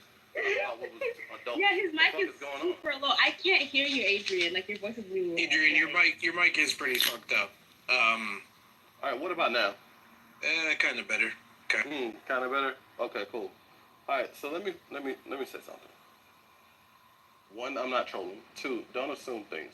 And three, don't say that it is because of someone's lack of listening, when it could really be that you just lack the ability to articulate your points cohesively. Okay, because I and multiple other people heard you come off the mic and you started your submission talking about housing prices, right? And then I don't know how it got onto Elon Musk, but it did, right? So to the natural person that's hearing, it has looked like you was trying to assign blame to Elon Musk about the housing prices plummeting in Memphis. That's what happened. Well, she actually didn't say that, Adrian. That doesn't. Can I extend a little bit of knowledge here? She did actually articulate it. No, I did not. And then No, you said by Elon Musk coming in there, nobody's going to be able to buy a house. Rich, you're not helping. Can I extend I a guess little branch nobody here? was listening. Priscilla, can I meet you in the middle? I'm not arguing here. Oh Hold my on for a God, I second. don't know how to use the Ma'am. app anymore. Ma'am, hold on. I'm not arguing. Wait, I hold swear on. to God, I'm not. I need to clarify something because I understand where you're making an error, right? You're making a conclusion that makes no sense. I never said the housing in Memphis went down. I never made that statement. So for you to say it's a logical conclusion that if I say that there's going to be a crash in the housing market. I didn't say that. No, you said that Elon's going to price out black people from being able to buy houses. Can I split the difference here? Say the word Can I split the You did difference? too. You said it's going to price out people in the community. You said it's going to price out people in the community to not be able to buy houses. Memphis is predominant. I'm not gonna argue things I did not say because you are literally trying to conclude. She did. I did not say black. did say that. I did not say black. You said it's going to price people out of that market and they're not going to be able to buy I houses. did not say black. And I said the $300,000 houses that they own will be worth $600,000 in 5 years. Can I split the difference here? Can I split And the it's difference? predominantly black people that their houses are going to double. No, you guys just want to keep talking past each other. You want to just keep talking past I'm each being other. interrupted. Look, Priscilla. Still, I will let you split the bill. I just need to clarify something, right? If I'm It's not going to work out. They're not going to listen. They're not going to listen. But that We're not interrupting, Silvar. You are literally listening. Issues, right? If I'm saying the housing market is going to crash as an example of the lack of social contract, and I said that in my original submission, and I talk about environmental issues and pollution, how you jump from environmental issues to I am blaming Elon Musk. It is the for way that housing you prices going presented it, ma'am. Well, initially her assertion was that these large Fortune 500 companies, Priscilla, are coming in like BlackRock, Vanguard. Okay, all right. I need to be able to finish a sentence because the reason you guys are unable to understand what I'm saying is because you're not listening to comprehend. You're just trying to argue, which doesn't make any sense. All right. So I'm gonna conclude now. I did not say what you heard. I didn't.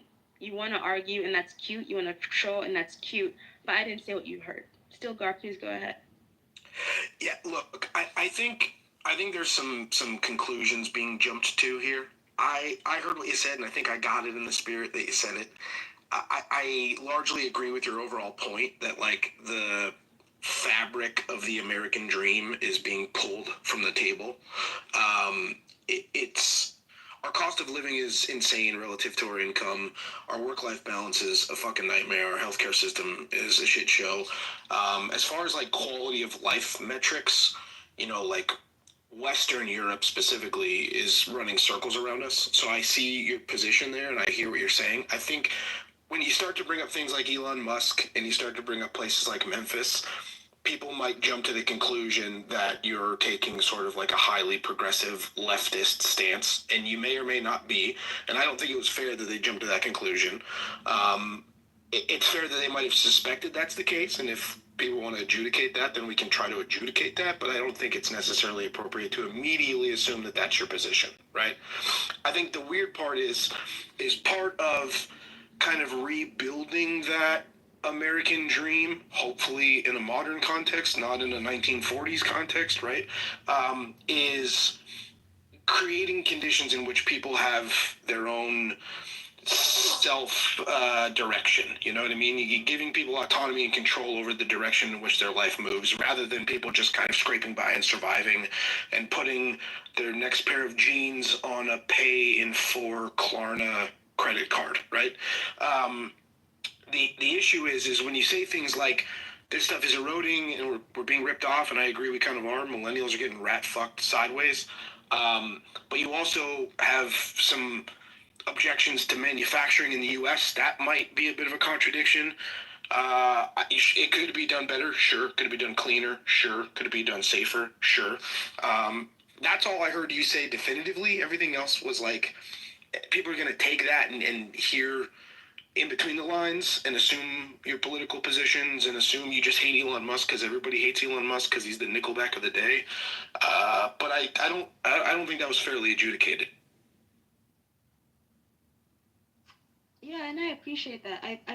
That's one of the hardest parts about being a Black woman is that people see you and they assume all these things about you, and it's very annoying, right? Like, people assume that you're liberal, people assume that you believe in all these different stuff, and it's like they don't even see you as a person. They just assume that because you're Black and a woman that you have to be social justice leaning, and it's very frustrating. But for me, I'm just really concerned about being able to have children and being able to give them some kind of like assurance. Like, so for example, I wasted a couple of my days and I read the bill, the big beautiful bill. It's like 1,000 pages long. And what bothered me the most is that they want to make it super difficult for people to get graduate school loans. I think they're capping it at, it was $150K and that's $200K. And that might seem like, oh, I mean, why would you want to take out that much in the first place? But if you want to go to law school or medical school, you're gonna need to take that amount of money for the vast majority of students. And if you can't and you're forced to go into private loans, what's the word I'm looking for? The interest is crazy. So you're basically gonna be an indentured servant just to be able to have a job. So it then becomes like either you take a low income job and you start working early in life and you're just scraping by, or you work really hard and have a high income job and then you owe $1 million, and it's just like, it's, you know what I mean? It's almost as if it's like like, I think you get what I'm trying to say. It's like there's no way to win. And let's say if you didn't buy a house in 2020, unless you want to live in Bumblefuck, Kentucky, you're looking at $500,000 at a house. When will you pay that off? And also pay off your student loans. And then you want to get a car. Cars are starting at 20, 30K. It's almost as if, like, essentially we're just living to work and working to pay off debt that will never pay off. So that's what I wanted to talk about broadly, not particularly Elon Musk or Memphis, but the ways in which it looks as if life is becoming, at least to me, and I would like you guys to change my mind, that life is becoming kind of hopeless. You know, like I'm being honest. Like that's called life. Life is not easy. That's the thing, is it's never been, and that's why it's called life. So as much as like this is called real life, and what we're seeing is real times. And if you look back in history, like Sarah has reflected on, that's when you see like we're going through a time change. it's gonna always there every time in history it'll repeat itself. This is different. That's life, and this is really a hard time right now. But I'll say one thing in response to what you said. When I meet an African American person, whether not male, female, I don't think about whether or not they're Republican or Democratic. I must be honest. So I just want to make sure that you understand that, because I don't think about that. I wonder if they're nice people, if they, respect me when I interact with them. That's the way I look at them, and I feel comfortable with them. And I have lots of friends that are, so I just want to make sure that you understand. I don't think about the political party, and I don't do that, and I haven't, but I do see how they actually act and treat people in life. So, I think it's easy to look backwards, and I do often. I think about like my grandfather, who worked as middle management at a grocery store, and he was the only person in the house that worked, and he had 5 children, his wife, and his in-laws, his mother-in-law and father-in-law, all live in the same house all together to take care of, and they were able to do so and live relatively comfortably and have heat and have Christmas presents and have a swimming pool. Like, that's something that we don't have today, but my grandfather couldn't pick up his phone and get an answer to basically any question he can conceive of in a moment, right? He couldn't go on a 5-mile hike and be able to send a text message to my grandmother and say, hey, still good, no bears, see ya, I'll be home in time for dinner. He couldn't, like, casually decide to take a vacation to Portugal, which not everybody has the opportunity to do, but way more people today have the opportunity to do than they did 30, 40, 50 years ago, right? So we have some creature comforts and some luxuries and some fantastical things that if you would have tried to describe to my grandfather when he was 20, he would have thought you were fucking nuts. So, not to be, pie in the sky, but I think given the alternative, I'd probably stay where I'm at, and I am hopeful that the outlook will change. I think these things reach a point where people aren't going to tolerate them anymore, and you see shit like you see in California or whatever the case might be. It just ebbs and flows. And we just happen to... That's a bunch of bullshit, too, as well. What's a bunch of bullshit? Just the California talk, like it's like LA's on fire. That's not accurate. Anyway, so take your I just mean civil unrest in general, right? Like, I just mean civil unrest in general. I'm not specifically saying that's what California does. I think what happened, with the killings that happened this weekend regarding the senators, that is what needs to be focused on. That should be, there's a whole discussion around the Marines and LA. That, killing this person, killing senators, the judges being arrested, that is what we should be talking about. That is unacceptable. These people that service the American people, it is wrong. That is, I cannot believe that happened, and there's not more discussion around that. It is sick, and there is an elevated amount of crisis because of this administration causing chaos. It's a fact. It happened back in the previous administration. I'm confused. We're supposed to all stop talking about the thing we were talking about before you got here and now start talking about this murder? That's what you want to do? No, I don't. Actually, I don't want to talk about it. I didn't hear that last sentence, but okay. Yeah, look, it's easy to be doom and gloom, and it's easy to be miserable that you're probably never going to afford a reasonable, livable, move-in ready home without killing yourself. But we've got a lot of good going for us, too, And I'm glad I was not drafted into the Korean War. I'm glad I didn't have to fight in France in World War I. And even with all this shit kicking off in the Middle East and in the Ukraine and Russia conflict, I'm not likely to deal with any of that either, in a real world. And I get to shit into clean water every single day. When some people have to, hike for miles with a container on their head just to get reasonably clean water. So and renting might be a better option before buying, because you might, there's going to be a lot of changes in housing. I think things, everything's going to be okay, but we have to still work together on all.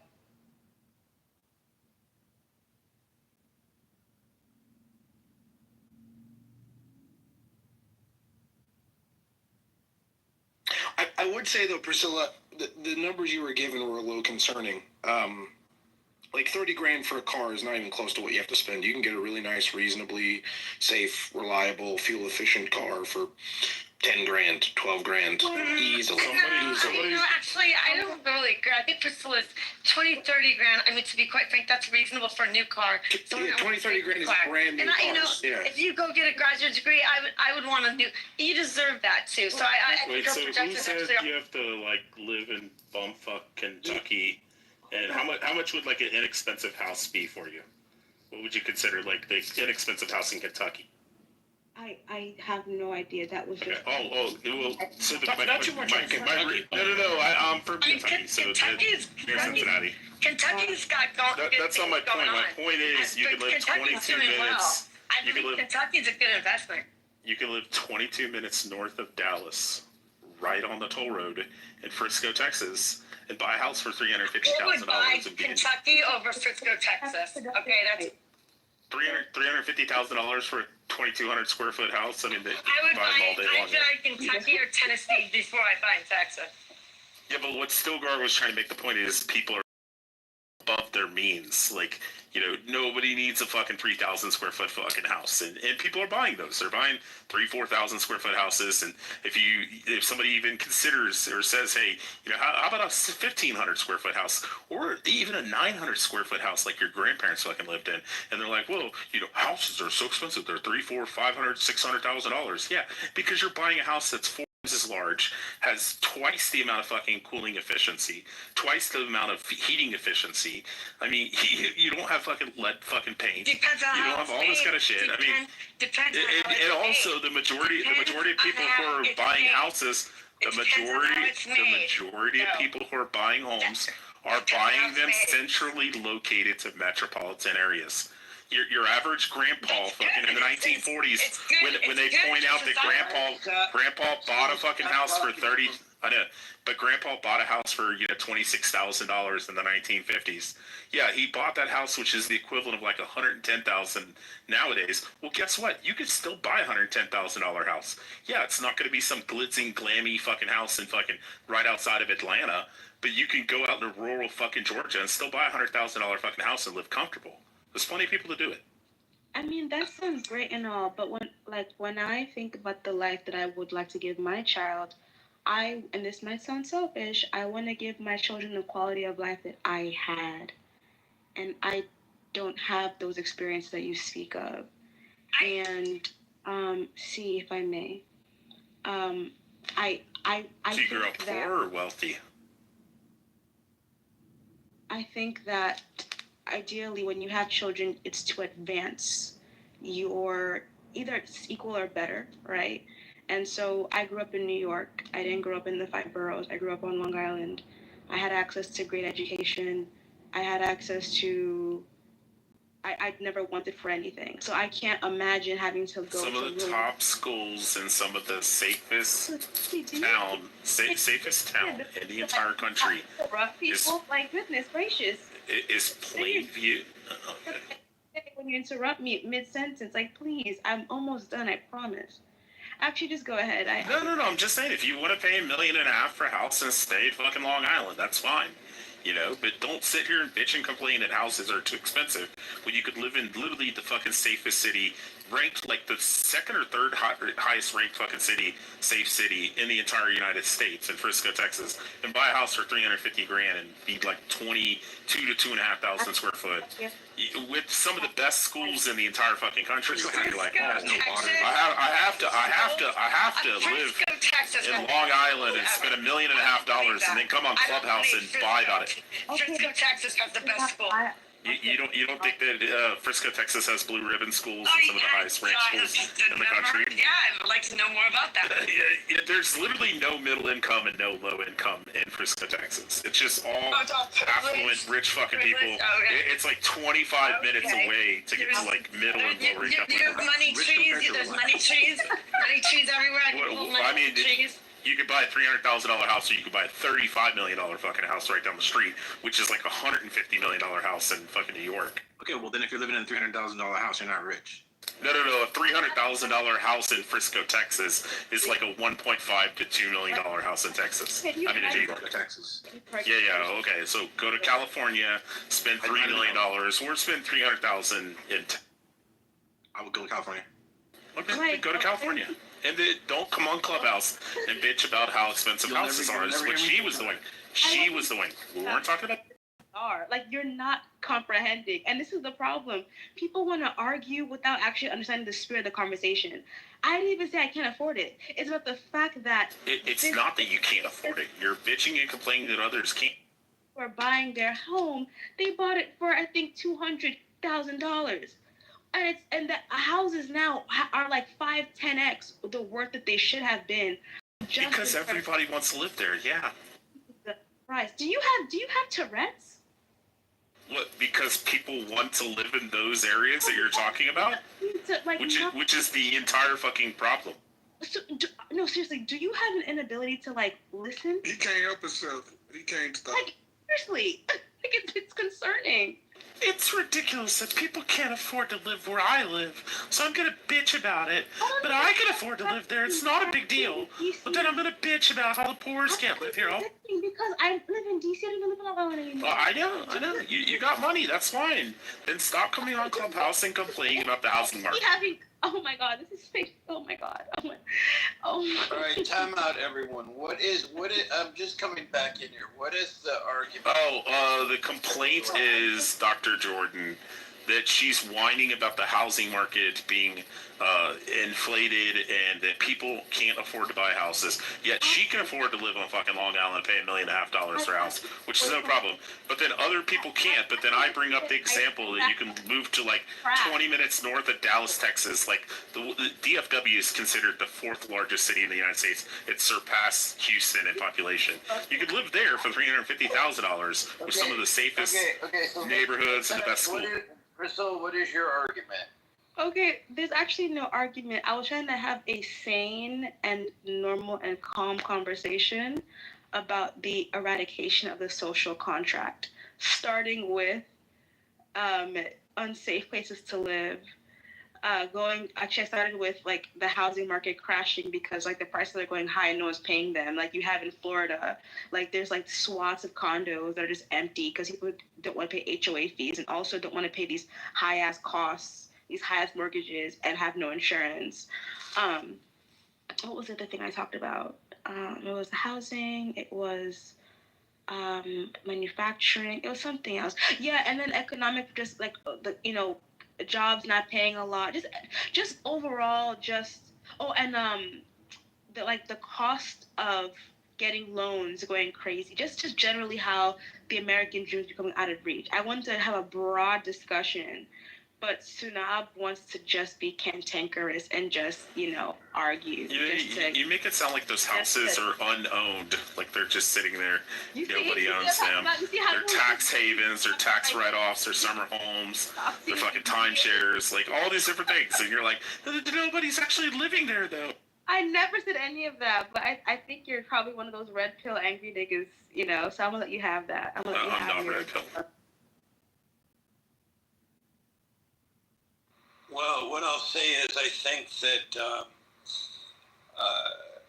there is a widening wealth gap of astronomical proportions where, the ultra wealthy are the only people who are going to be able to afford some of these homes, and other people are just fortunate that they were grandfathered in, and, they bought homes or were raised in areas where house prices went up, and if they were smart, they held on to them. And I mean, it's the luck of the draw. But I mean, life is, and I know no one's saying this isn't, and I mean, you just kind of have to accept that it is what it is, and perhaps maybe people will change their perspectives on what's important, because people like Elon Musk, I mean, are so miserable that he can't even for a moment sit and enjoy what he's done, because he's pathologically competitive and pathologically ambitious, and he's leaving quite a wake for the rest of us. So again, I think when you live in an emerging country, it's so simple. It's so much happier in many ways. But when you get teased with these capitalist markets and nations, then it's a rat race, and most people, or many people, are miserable. You know what? I actually think that people who are rich are not miserable or unhappy. This is going to be a hot take. But I think that they're probably much happier than those who have to worry about their daily bread. I also don't think people who live the quote unquote simple life in developing nations are happy, because they're often not getting their basic needs. I think we romanticize poverty. I think we romanticize the idea of a simple life. I also understand that everyone cannot have everything. Like, everyone cannot have a phone or a house or whatever it may be. But I do think that there should be some things that humans should be entitled to, and that should be adequate health care, it should be food, it should be a safe place to live. But it seems like that is out of reach. I mean, have you noticed that in southern states they're repealing child labor laws? Like, they want to make a dependent or an independent child from 18 to 7 years old. That was in the Big Beautiful Bill. So when I say that the social content is eroding, I don't mean in the big things. I mean even the fabric. The first thing I think either Doge or what's his face cut was Meals on Wheels and lower income subsidies. It's gosh, if you weren't born to the right family, you're just fucked. And America's supposed to be the country where if you work hard, if you try, if you put in some effort, there's the ability to rise above the ranks. And it just looks like, to me at least, that class mobility is quickly eroding. And I think that is the spirit of really what I'm getting at, or in trying to start a discussion to have if we have the bandwidth at 1 a.m, which I understand is a bit late to want to massage the... I mean, I argue that, having lived in emerging countries, in the developing world, I think that, well, first of all, corruption is problematic in many, but the truth, my sense is that until you're teased with Western influences, you can be relatively content. Now, that's not to say that you're absolutely right. If you're starving, if you don't know where your next meal is coming from, that's a survivalist mentality that is far different from the struggles of wealthy people who are only competing amongst themselves for material goods, and they're never content and satiated. But I think, by and large, the beauty of being living a more simple life is that you're not always reaching for things that are unattainable. And many of these people who have so much money or lots of money, they may seem happy because their basic needs are met, but they're actually never happy because they're always the ones caught in kind of midstream competing with people who are in a tier above them. So I think it's far better to be on one extreme or the other, but this is why in America people are constantly trying to compare themselves to the Joneses, and they've worked themselves 60-hour weeks. They don't get any time off. Much of this comes from political philosophers who have written books about how the competitive nature of upper middle class people today, for example, is one that is sourced in working crazy hours, never really enjoying your time, and then never being happy because you still don't have enough money. It's not to say that the people who are in lower socioeconomic brackets are living the dream, but this assumption that the wealthier people are happier. they can't enjoy their life. They actually have little opportunity. So I don't know which is actually better. Having grown up privileged, I can say that, you know, people don't tend to focus on relationships. They focus on competitive edge and things that ultimately don't matter in the end.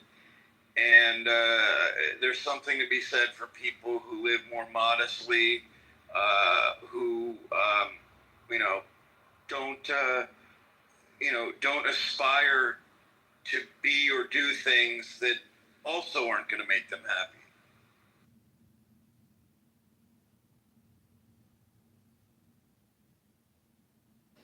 Exactly. I think that's a great place to close. It was phenomenal talking to you guys. Have a great Good night. Thank you for joining.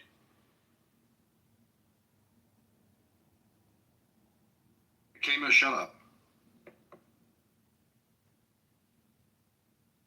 You know, I just get so frustrated when I hear these people come up here and talk about how normal people can't afford to buy a house.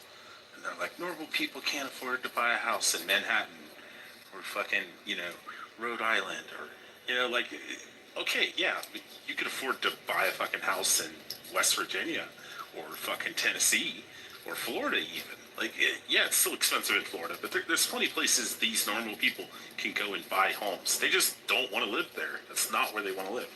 And that's fine if you want to, but then don't come on stage and bitch and complain about how normal people can't buy homes. Well, I mean, I do think the house. Go ahead, Hakeem. I'm sorry. I say he does insist on misrepresenting what she was saying though, but I I think that is she's what right. she initially came in Well, I and think stated. what she's saying is she made where I disagree a little bit is that she was talking about people never being able to pay off their loans, right? Their college loans if they choose to go to college or graduate school, whatever, and that's probably absolutely right. And the housing prices are astronomical. But again, what I'm saying is we need to kind of rethink what should make us happy, because my sense of it is that people who can afford these things are also still unhappy, and in many ways they're less happy because they never take a moment to sit down and enjoy, because they've always been in competition mode, right? Some people are in survivalist mode, and when they get a break, they take every moment. They don't take any moment for granted. They're like, God, this is a blessing. This is what, this is great. The people who I think are more upwardly mobile are not in touch with those kinds of things. They're just trying to build up materialistic stuff. And that's just my opinion. I can be wrong, So the initial argument that she made when she came in, she said, it's ridiculous. Has anybody seen how the housing market is being all purchased by these big groups, these holding companies like BlackRock, Vanguard, State Street, yet the housing market is actually decreasing, the value of the homes. And then she went on to go talk about how Elon Musk is going to Memphis and how nobody in the future will be able to buy a house there because he's going to drive up the market price of the homes. And I said, yeah, but that's a good thing for the black people that are living there that own $300,000 houses. In 5 or 6 years, they're going to be worth, $600,000. So I mean, there's positives and negatives. I get what you're saying. It's going to be gentrified and all that.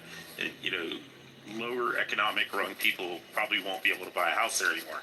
But at the same time, they don't have to live there. They can go 30, 40 minutes outside of Memphis, or 20 minutes outside of Memphis and still buy a house for $150,000. But everybody wants the 3,000, 4,000 square foot, in these metropolitan areas, $1 million to $2 million homes. And it's just they're living above their means. I mean, I made $225,000 last year in the petroleum. I got $1.96 million in the bank, between savings and stuff like that. But I drive a 5-year-old car that was originally $70,000. I paid $25,000 for it. You don't have to fucking go out and, like Dr. Jordan was saying, keep up with the fucking Joneses.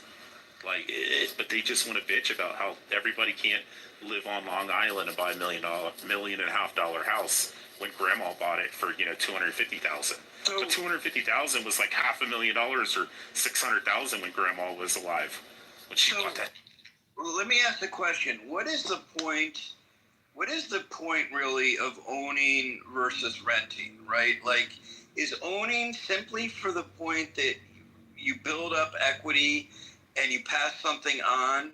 Or what about the notion, like for me, for example, I think of in California, one may be a surprisingly better option, right? Like it just, I'm very curious about this. I mean, it depends where you want to live and what your plans are for the future. I mean, if you don't intend on staying there indefinitely for the rest of your life or, at least 10 years, then yeah, just rent. I mean, it depends where you're living. If you can't afford to buy a place. No, but what I'm saying is that there's this notion that there's this stigma around renting, whereas this notion of buying, what is that? What is that built on? Is that built on the fact that you can pass something that you're likely to accrue more funds, although you may have to pay a lot more? Like it's incredible to me. I'm not judging anyone who's choosing one or the other. What I'm asking is, maybe in this world, the future will be that we will have more renters and less people will be homeowners. Oh yeah, I mean that's literally it's called the Great Reset. It's supposed to be 2030. BlackRock, Vanguard, State Street. They want to create a renter society. And that's what I was telling her that BlackRock, Vanguard, State Street are going to own 49% of all single-family homes in America by 2030. I mean, that's what they're estimated to do. That's why they're paying 50% over market value. So a house comes on the market for $350,000, they'll pay $5.25 right off the bat because they want to buy it out from under anybody. They tell these companies, they're like, hey, if the house comes up for $300,000, we'll pay up to $450 regardless what anybody else offers. So if somebody else offers $400, we'll get it for $400. And they're just buying up everything. And their goal, if you go and type in the Great Reset commercial, it's actually brings you to the World Economics Forum, and it talks about because of civil unrest, climate change, and because of COVID and other things in the future that they want to build a renter society. Well, I mean, for example, I know people that don't want to buy, like in California, there are some people who, are much more inclined to put a lot more money in a car than in a home, right? I was just going to bring that up, Dr. Jordan. No, I was going to say you finish, and I'll No, you go. You'll tell it better than me. Go on. It's interesting because I was just going to bring that up. In the United States, about 65% of households own homes, 34% rent. However, also and by the way, generally speaking, real estate is an appreciating asset. Over 10 years, if you own a home for 10 years, I don't know anybody that says, I shouldn't have bought that home 10 years ago. Of course, if you're going to buy it and flip it, that's one thing. But when it comes to cars, 80% of people own cars, 20% lease, and cars, generally speaking, are a depreciating asset. So 80% of people buy their cars when it's going to go down in value, not going to go up. Yet 66% of people buy homes. Just an interesting piece of information, Dr. Jordan. No, I think it's so interesting. I mean, I just find it like for example, I see some of these ridiculous Lamborghinis and Ferraris, people driving them around, and it's like hard to get into. There's so many burdens that come with that kind of lavish investment, right? That depreciates, as Steve said.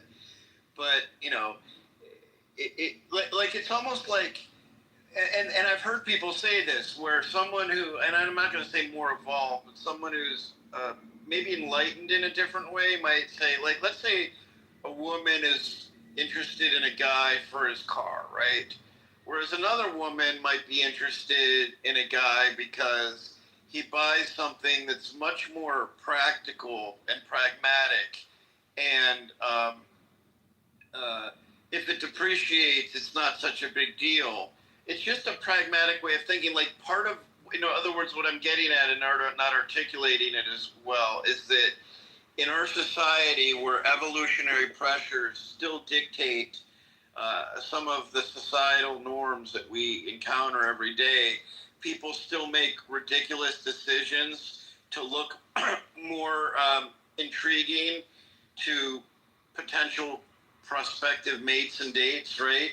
And it's just kind of silly to me. Now, there's nothing wrong with liking like if you're a sports car fanatic and you love the design and you love to drive these things, that's one thing.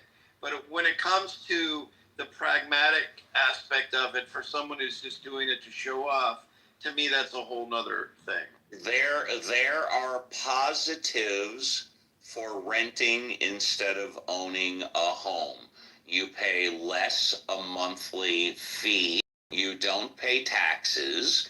You don't have to pay for repairs.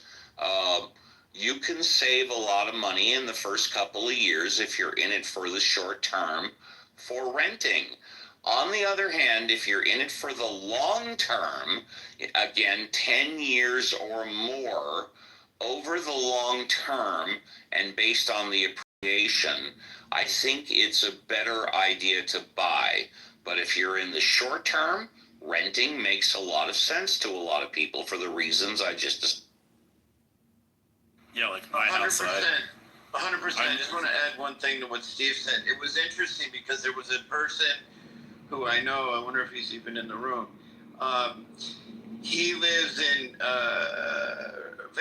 British Columbia, I'll just say that. And the person has a really, well-paid, high, what would be considered a high profession. And the person said that they've chosen to rent instead of buy because it's just not pragmatic for them in this economy. And this isn't to counter anything that Steve has just said, but it was interesting because I'm like, wow, this person is very much very thoughtful and strategic in terms of dealing with personal finances, and yet found that to be the best opportunity in that particular. Well, yeah, Dr. Jordan. And if I may, and I know you want to speak, sir, I just want to say this really quickly. I've been in my home for 25 years now. I just paid $30,000 to put on a new roof. 30 grand out of my own pocket. If I were renting, I wouldn't have had to pay a single dime for that. Go ahead, sir. Well, no, I was going to say, it's probably dependent on his job, also the neighborhood that he wants to live in. British Columbia can be a little sketchy in some areas, but it's very affluent. So, I mean, for him to go out and just buy the house that he actually wants to live in is probably going to cost a couple million US to live, in, British Columbia, Vancouver or something. But if he can earn, $250,000, $300,000 a year and stack money for the next 10 years, and he could put 80% of his money away and pay, say he's paying $3,000 a month, he's only going to be paying $36,000 a year for rent. So you can stack money that way. But the problem is, like he said, if you're going to do it for the rest of your life, then, I mean, owning the house in the long run is better. Yeah. Again, if you're only in it for the short term, renting makes sense. But I don't know anybody, and I mean nobody, that's owned a home for 10 years and said, I made a mistake, I shouldn't have bought. Yeah, I have to ask my dad because he sold a house in Park City, and I don't know why he didn't hold on to it. I would have thought it would have made sense. His primary residence is in Las Vegas, and I was just surprised. I do want to ask him because there may be very good reason for doing that, but I think as Sunan mentioned, God, it's hard to Just Rich. I just can't imagine why, there is something to be said for people like Steve's in a good position, and he's also very savvy about all these things. But someone moving to California, for example, is in a much different predicament because they didn't own the house. They didn't have a chance to buy it 20 years ago. So Steve is in a good position, and he's smarter than most of the homeowners in California.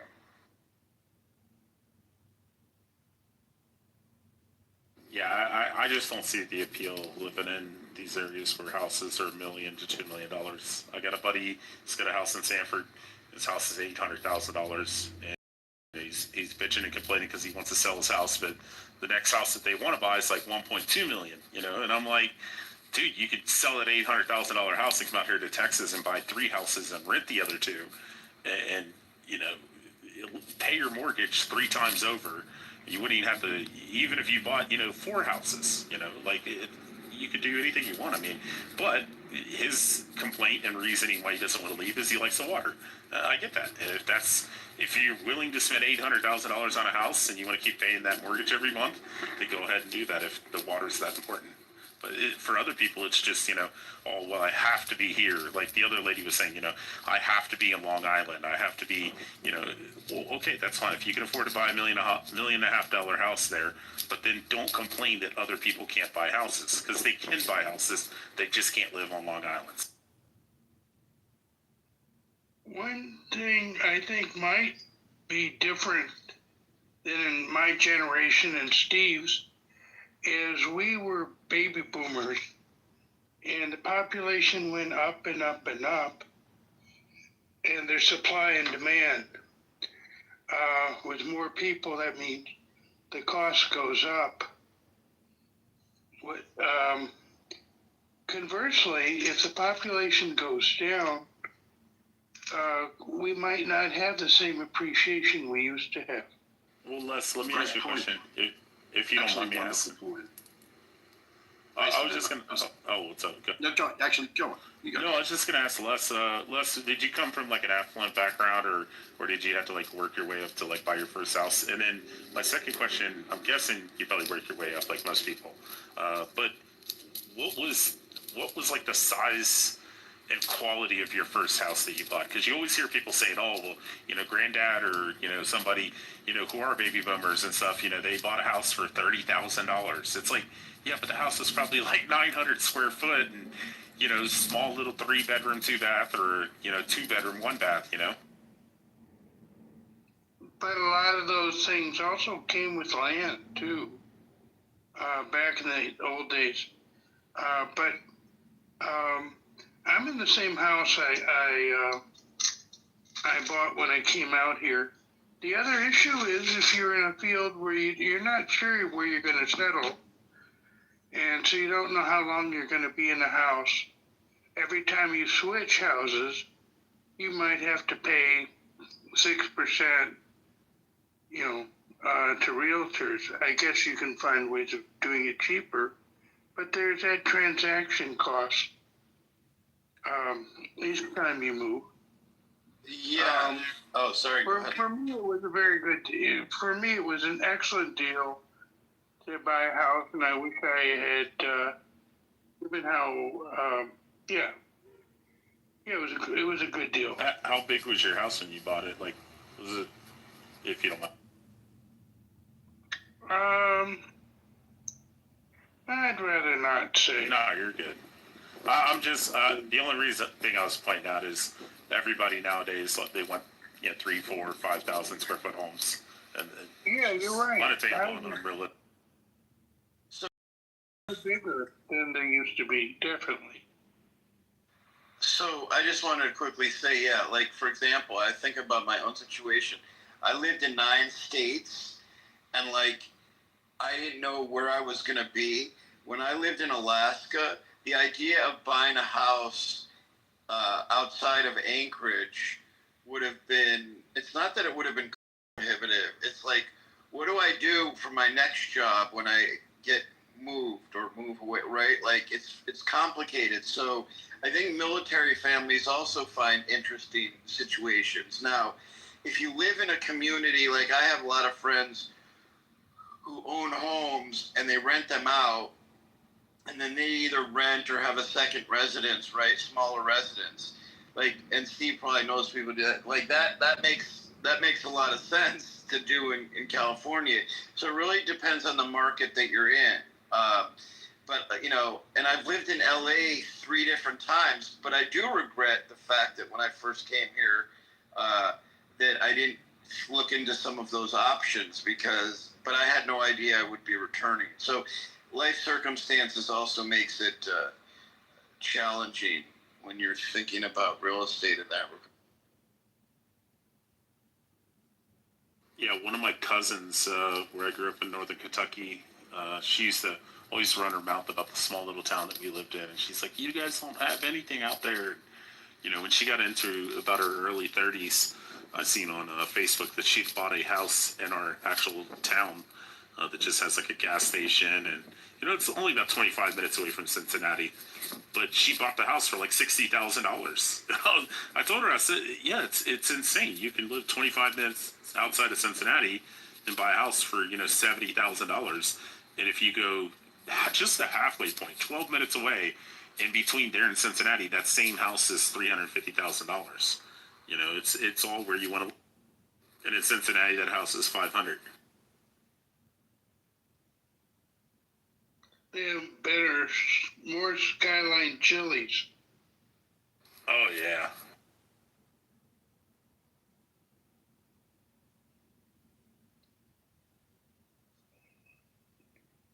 So one thing, of course, we know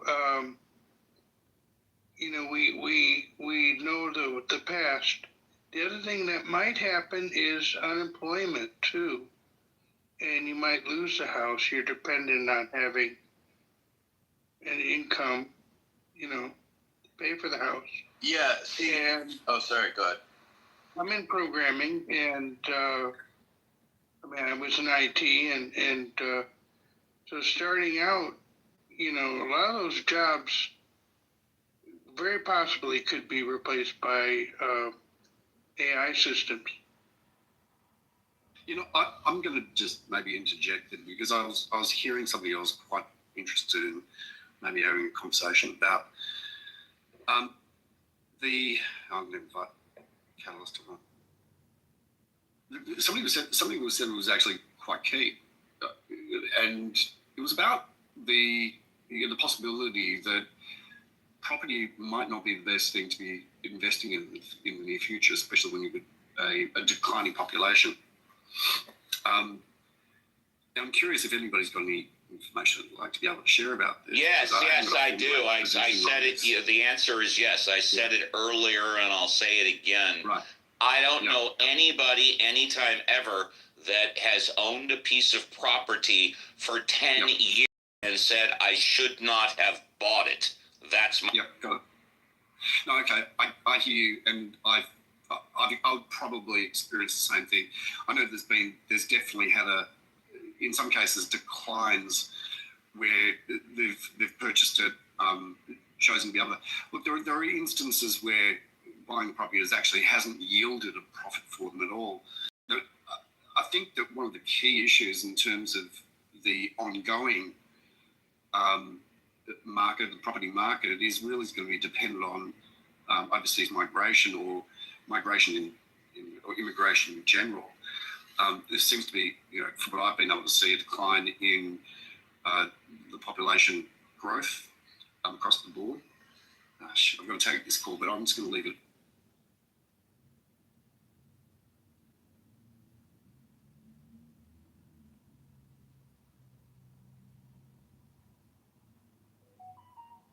So, Steve, what do you think the economic situation was that made housing go up? Well, there's been, look, we've seen population growth go steadily up and up and up. Right. Like a great need to be able to have immigration. Immigration has always been needed, but it seems like at the moment in a number of different places, including in America and Australia, and I'm sure that's happening probably in the UK as well, that without immigration, that it could actually show a decline. It will have a decline in population growth. And then obviously the property market will decline. The answer to Les's question, in my humble opinion, is that there is a finite amount of real estate. This is why, as the gentleman just said 5 minutes ago, you can buy a piece of property 30 minutes outside of a metropolis. It's going to cost you $75,000 or $100,000, but you go 15 miles closer and it costs $500,000. It's the same reason why if you want to buy a piece of property on the beach, it costs a gazillion dollars. But if you're going to go 30 minutes out away from the beach, it costs considerably less. And then as you get closer to the beach, it costs more. There's only so much property that's available in particular areas.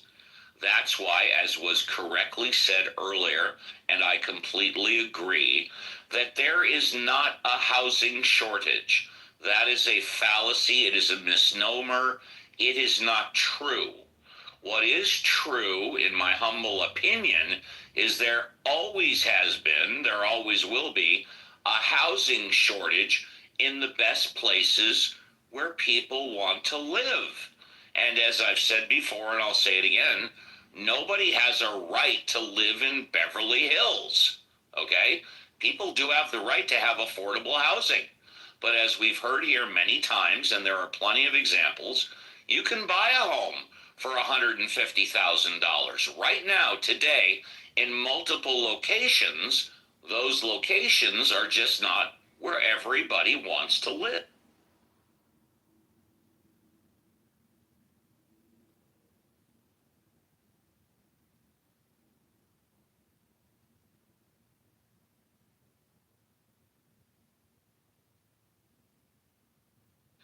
I guess everybody agrees with me. Everybody agrees with me. Well, the great irony, though, is to think of the rich and famous who live in these cosmopolitan suburban areas, if you will, most affluent places, and yet they want to find more secluded properties, move to places like, well, northern Idaho is becoming more expensive, but to places that are much less expensive and buy these sprawling properties. I mean, the world is just a crazy place. That should be like in The Gods Must Be Crazy. That, you know, the wealthiest now choose to live in places that are actually more affordable for others.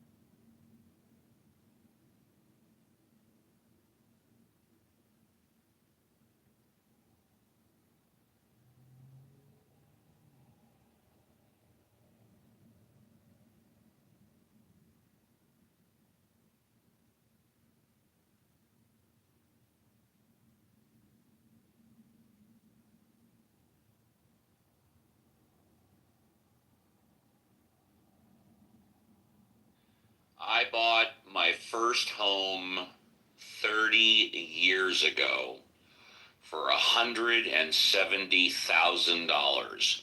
20% down, 30-year fix, 8% mortgage, $35,000 down. All the money in the fucking world. I bought my second home, what was it, 6 years? That? Yeah, okay. It was 1990 when I got married. I bought the $170,000 home. And and then it was 19, and then that was 1,500 square feet, 4-bedroom, 2-bath starter home. Okay, so let's put a jot point out. Back in 1990. Yeah. Or 1919. Let's hang on for a second. 1990. So 1990. There were 250 million people living in America. Okay, so and look, maybe that is a statistic to be able to take into account. So let's have a look at that, and also look at regionally wherever that was. See whether there has been the proportionate amount. Well, I can tell you where it was. I can tell you it was Reseda, California. Okay. So maybe let's put a pin in that. So 250 million people back in 1991. And now at the moment, there's 345 million. Okay. The projection, right? So that's from then to now. Projection for America, it doesn't have the same steep curve, right? So by the year 2100, the population is looking to be around about 644 million. So the the projected population curve is actually is not as steep as what it was, which would sort of indicate, I guess, again, depends on the region that you're buying it as well, that there may be other forms of investment that may be better than property. This is also. Yeah. Hey, let me tell you something. If it today, it's just me, I would not buy property to rent.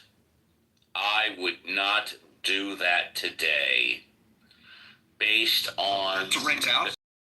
Correct. I've owned 4 pieces of property in 30 years. The most I've ever owned at one time is 2 pieces of property, as I said earlier. I own one piece of property right now, and I can afford right now, if I want to buy another piece of property to rent out. I would not do it.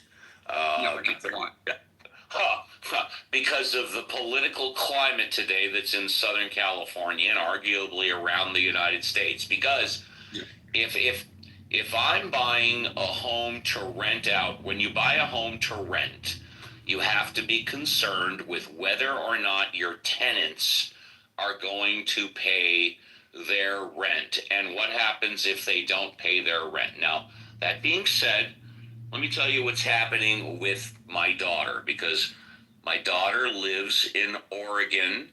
She lives outside of Eugene, which is about 90 miles from Portland. It's about it's the town surrounding the Oregon Ducks, the University of Oregon.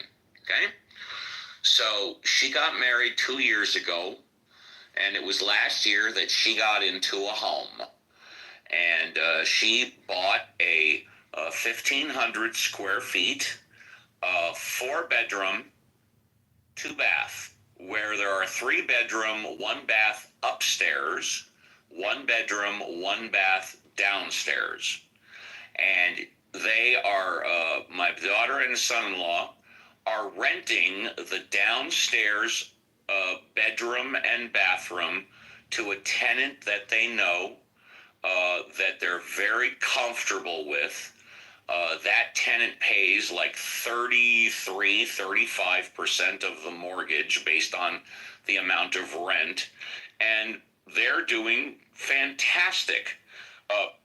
I say that because when I started out 30 years ago, we had basically the same scenario. My ex-wife and I, we just got married, and we had a 4-bedroom, 2-bath, and we rented out one of the bedrooms and one of the baths to my good friend, who I had known for a while, and he lived with us for like a year and a half, and then when the time was right, we all agreed that it was time for him to move out, etc., basically when we started having kids. My point being is that if you're going to buy a home, a piece of property specifically to rent, you have to make sure that if your tenant screws you over, you can afford to pay the rent for a minimum of 6 months. And at this point in my life, that is not the type of liability that I want to take on, which is why all of my investment funds right now are not in a second piece of property, but they are in very conservative stocks and money markets. I could afford to buy a second piece of property. I just don't think it's a good risk for me at this point in my life.